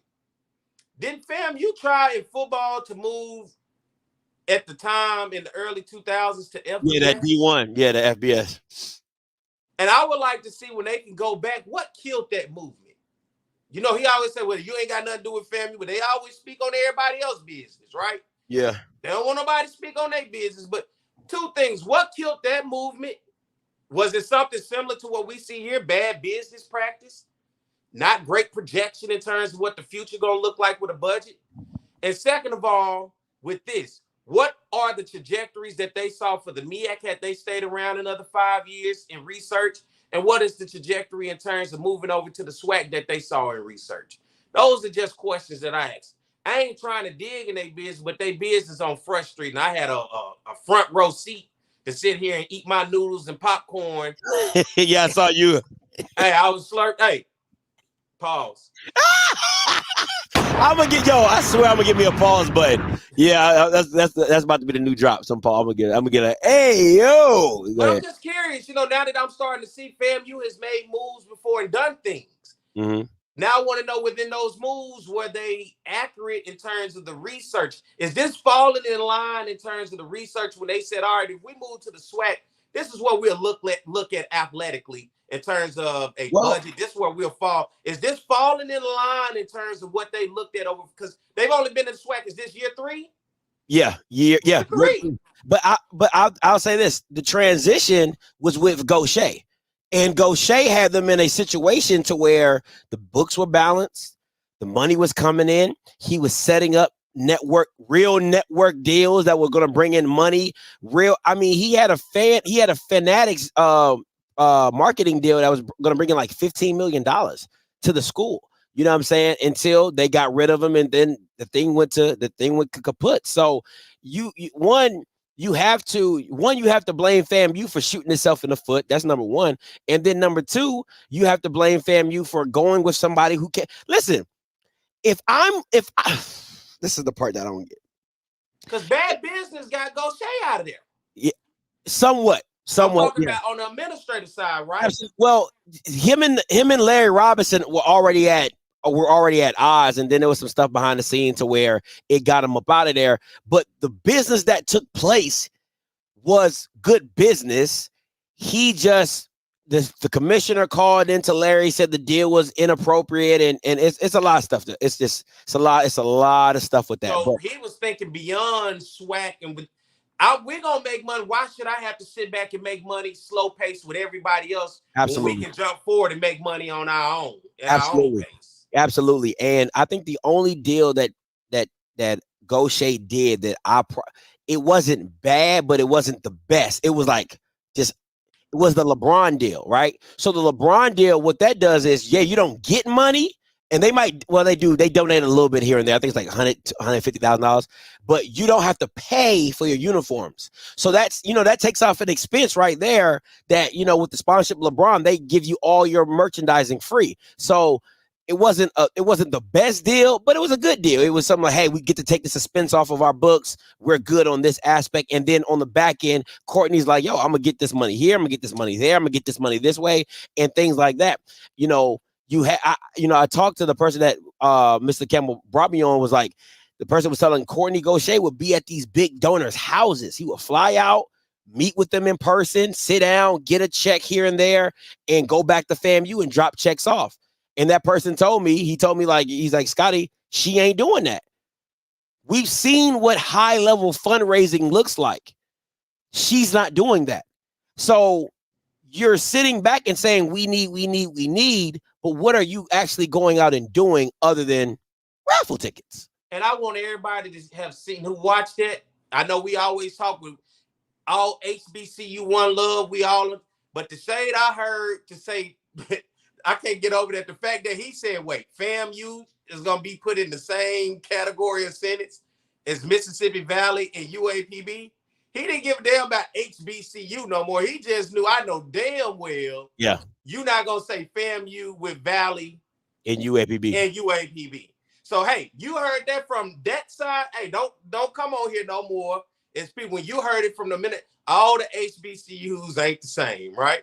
Yeah. All of them ain't to be thought of the same because you heard it from his side, his perspective of saying, I can't believe you said UAPB and FAMU or Valley and FAMU in the same damn breath. Let me say this, because I think the thing to me, and I want to be very clear, because I've seen both sides of this FAMU wave.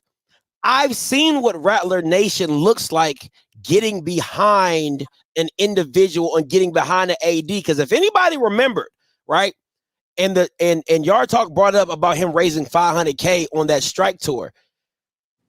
He had just redid the basketball. Redid the scoreboard in the gym, and he was knocking some other stuff out. And he also got approved to redo the stadium.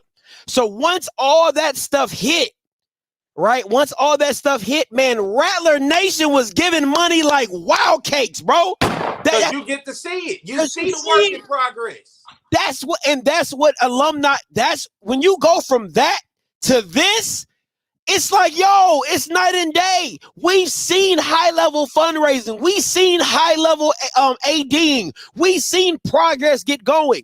But once you go on the other side of that and you're like, so you ain't done this, you can't do this, you haven't done that, you ain't did this, it's like, what are we doing? So I don't blame Rattler Nation for saying, nah, I'm not getting behind this because I seen what right looks like. Because they have. And when they did, they supported. So it's a direct result. That's why I keep saying ADing is a constituent. You are customer service based. And you need to get your fan base rallied behind. And you even said it about Dooley. The AD had to get rid of Dooley because the fan base was dropping off. They weren't rocking with it. And you know how pay attention. People watching today's world, it ain't no more you got to wait on the newspaper to get your news.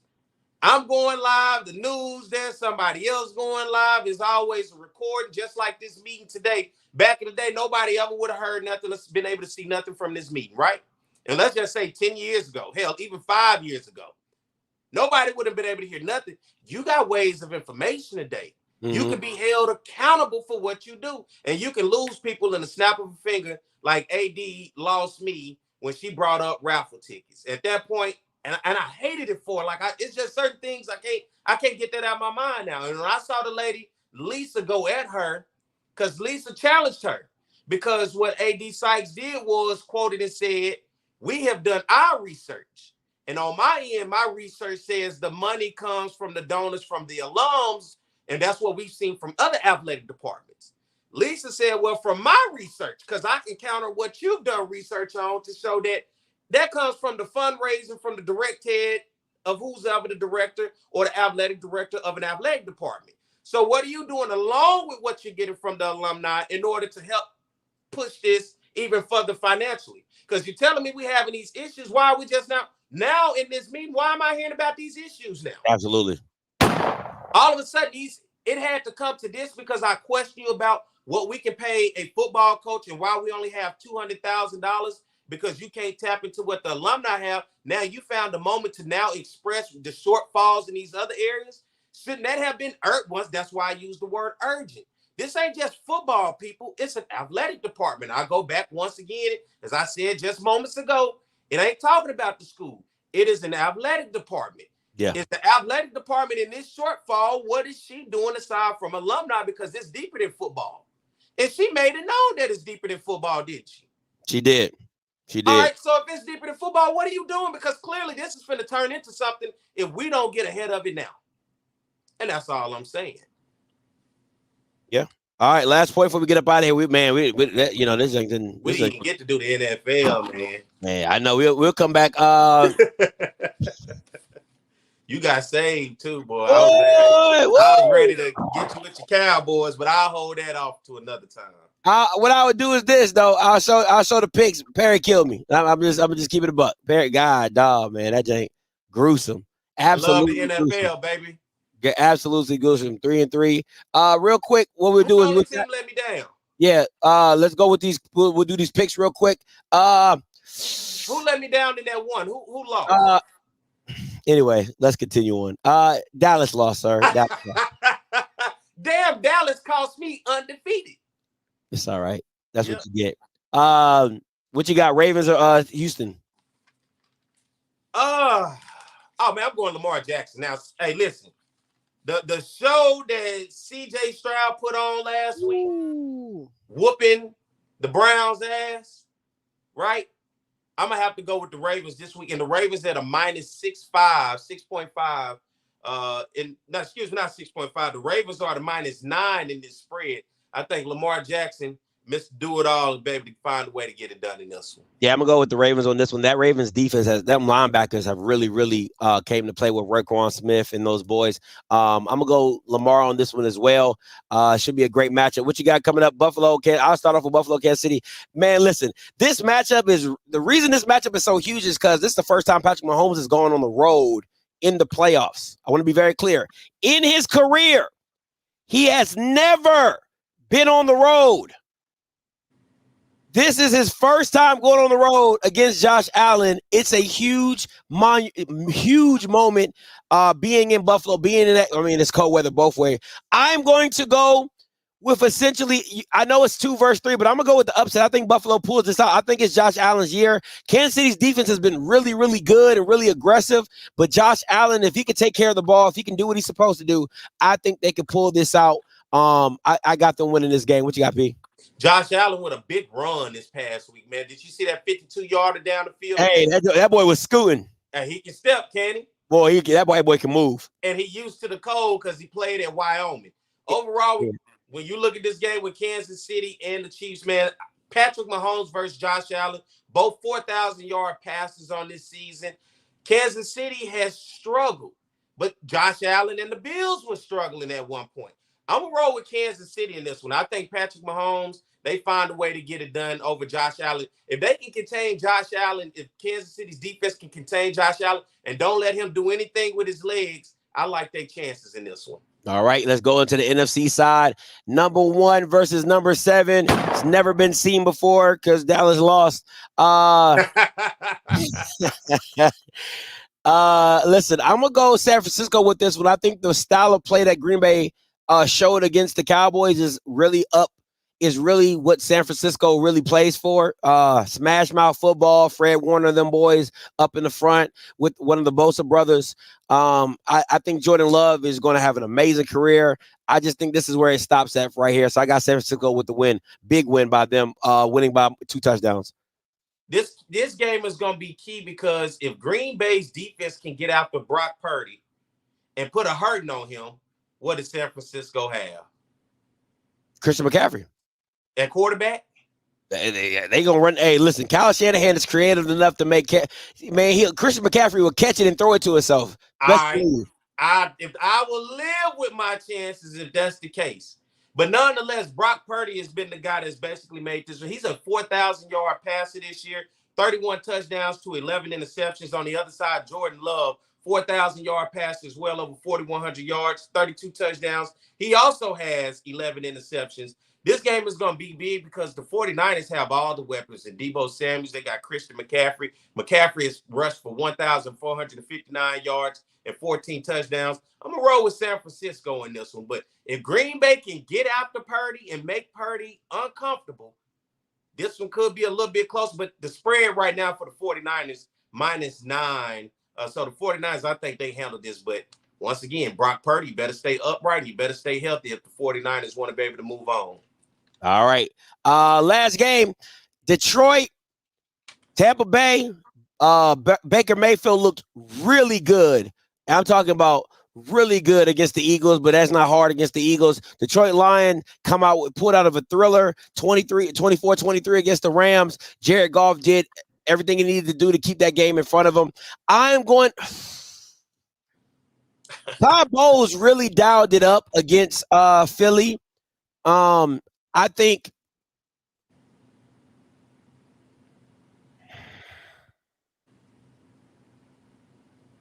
I like Detroit. I like Dan Campbell. I like their defense. I like the tenacity. I like what they're talking about. I really want to lean to Tampa. I think Tampa could pull it out with Todd Bowles and him dialing it up differently. But I'm gonna go with Detroit in this one. They're at home. I'm gonna go with Detroit. I think it's gonna be real close. I think it's gonna be a real close game by 3 points. Go ahead. Baker Mayfield, 4,000 plus passing yards this year, 28 touchdowns, 10 interceptions. And you look at Mike Evans, over 1,200 receiving yards and 13 touchdowns on the other side. Jared Goff, what a way to hold off his former team. Stafford and Goff, what a hell of a game, wasn't it? It was dope. It was dope. Hell of a game. And the Lions found a way to get it done. Jared Goff, a 4,500 plus passing, 30 touchdowns, 12 interceptions. David Montgomery, the run game for the Lions is what I like because Montgomery is a 1,000-yard rusher with 13 touchdowns. And then Amon St. Brown, 1,515 receiving yards this year and 10 touchdowns. The Lions are minus 6.5 in the spread. I like the Lions in this one. I think they get it done over the Bucs. And the Lions defense, I think, will have to show up, especially against the Bucs and Baker Mayfield. I'm telling you, Detroit and San Francisco, that's a game I want to see. That is a game I really want to see. I think they're built the same, if I'm being honest, like defense, run game, and you don't have the best quarterback, but just somebody to get the job done. I think I definitely think that's a avenue I want to see. Before I let you go, P, we can talk Cowboys a little bit. Would you? I'm gonna ask the questions. At least would you fire Mike McCarthy after that loss?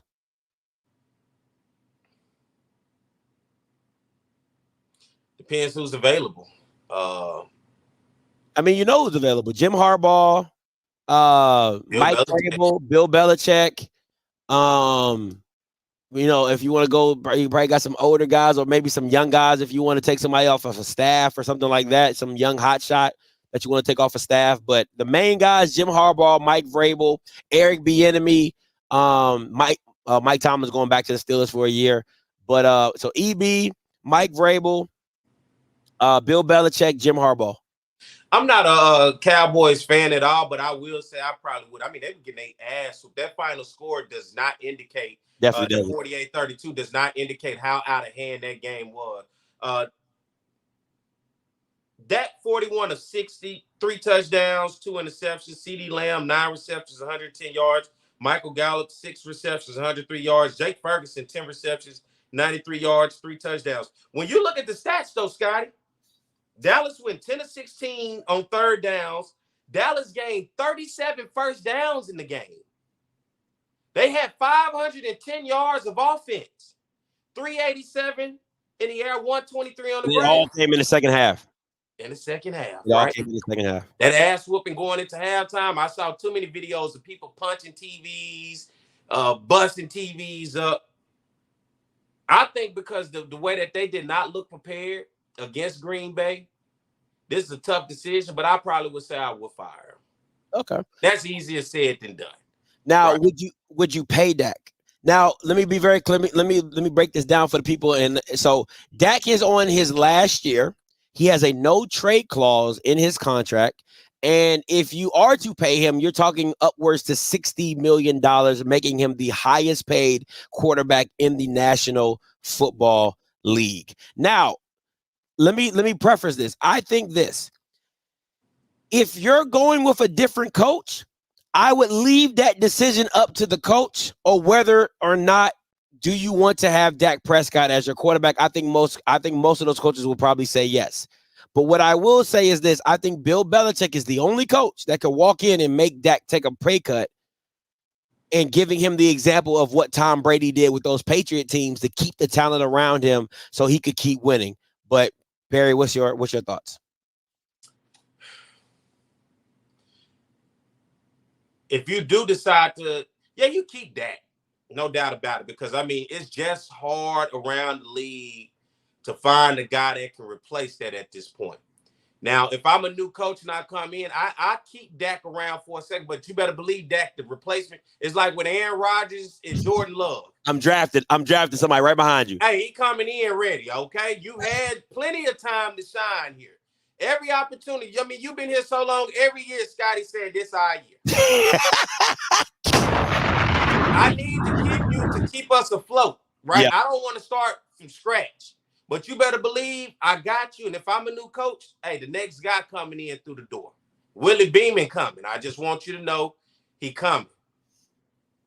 And it's Louis. All right? That's all I want you to know. Yeah, you keep Dak. You go ahead and give him the money. Dak been around long enough. Has he won anything significant? No, he hasn't. But he still has the experience. He's still that guy for Dallas. And right now, unless you want to start from scratch, I just don't think you... And when you start from scratch, look what this rebuild is going to be, right? Unless you luck up with a CJ Stroud, right? That's luck. Yeah. That's luck. We've seen many guys come into this league and first-year guys. I mean, it's taking Baker a second, right, to get it going. He's getting a second win. Right? Now, Bryce Young, I don't know what it's going to take. Some guys just fall into a horrible system. Yeah. You know, instead of building around them, shout out to the Ravens building around Lamar, at least the best that they could, right? But nonetheless, but the idea is you got to be looking for the next guy. It's the next Dak bout. Dak gone, Ezekiel Elliott gone, he been gone. So, you know, it's time to go ahead and wash all that out. Let that go. It's time for the new name. It's time for a new look Cowboy. They hanging on as long as they can, but I think it's time to wash it out. Let's try it again. You gave McCarthy an opportunity. They said he sat in his garage for like a year watching film, learning what the new NFL is going to look like with the new offenses. I still ain't seen it yet. I didn't even want Mike McCarthy. I didn't want Mike McCarthy then. I didn't. Can I ask you this? What's up? Before we get out of here, the biggest disappointment this season, the Dallas Cowboys or the Philadelphia Eagles? Gotta be the Dallas Cowboys. Because I know what people are saying, because the Eagles were 10-1 and then they went 1-6, right? But the reason I say the Dallas Cowboys is because the decline of the Eagles was over. You saw it, you saw week after week. They're like, it just keeps getting worse and worse and worse. The Cowboys going into the playoffs, they played Miami well. They got blown out by Buffalo, but they were playing what they were playing at a high, which you're always wanting your team to be playing its best ball going into the playoffs. And you had never lost at home for the past 2 years. You had never lost at home for the past 2 years. You get a home playoff game and you get smoked. Absolutely smoked. And the thing I was telling my friend, I said, bro, I wouldn't have been mad if we lost a shootout. If it was like 45-42, I wouldn't have been mad at that. Like if they were just dealing back and forth, touchdown, field goal, touchdown, field goal. And it was one play. I would just say, these were broken at halftime. Channels were turned at halftime. Oh, at the third quarter, me and my son was watching Moana. Like the game was off. Okay. The game was off. So I could have lived with that, because I would have been like, damn, Dan Quinn, like, you just can't do shit right. Let's get him out of here. But seeing the way the game transpired, I just said, the day of, I was like, just get rid of everybody. I was like, I want a clean slate. I don't want no Dak. I don't want no Mike. I don't want no Dan. I want a whole new regime. Yeah. So, that's how Is Jerry Jones the root of all this problem? Listen, let me tell you what I do every day. And I'm going to keep saying it. Every day I wake up, the first thing I do is me and my wife, we pray. I wake up, we pray, I get up, I check my phone, ESPN, to see if Jerry Jones has died. Every day. Oh my God. That's the process. That's the process. Before I brush my teeth, I wake up and I look at my phone to see if Jerry Jones has passed away. And then because it's going to be the first thing on the ticker, in that big box on ESPN on your phone. But I don't see it. I brush my teeth and start my day. Well, if they didn't kill him after that loss, I think he's gonna be around. That's I'm telling you, that's how I feel. That's how I feel. But that's deep, Scotty. That's how I feel. And any real Cowboys fan is going to be like, yo, I'm just waiting for him to pass away. I'm just waiting for. Because that's crazy. Why would y'all be a fan of a team like that then? No, it's not. I mean, I'm a fan of the team, but he owns the team, and the only way Jerry Jones is going to let it go through his fingers is if one, he's in hospice, or he's incapacitated, or he's dead. That's it. His son is next up, and you know he is. Listen, I like Stephen Jones. Stephen Jones is cutthroat. Jerry Jones is real loyal. You know, he'll stay with people. He'll be like, give him a chance, give him another chance. Stephen Jones, he'd be like, hey man, listen, you're not cutting it, bro. You got to go. I like Stephen Jones. I think they said on Friday after next, we're gonna pray for this nigga. Hey, we need to pray for you, bro. I can't believe you. Niggas, I told y'all niggas. Y'all thought I was playing, but I told y'all. That's tough on me, Scotty. I can't believe you said that. I'm just keeping it bucket. I'm just Man, find you a new team, bro. Now, real Cowboys fans understand. Real Cowboys fans, they understand. You just that's a big show enough, man. We could be on Sirius XM radio or something today. We should, yeah, man. We should. Like we pulled a whole Pat McAfee today. Yeah. We pulled a whole Pat McAfee today. Whole 4-hour show. Hey, listen, I know some of you expensive C-suite bammers, some of y'all got connections to Sirius and XM and all that type of stuff. Come on, man.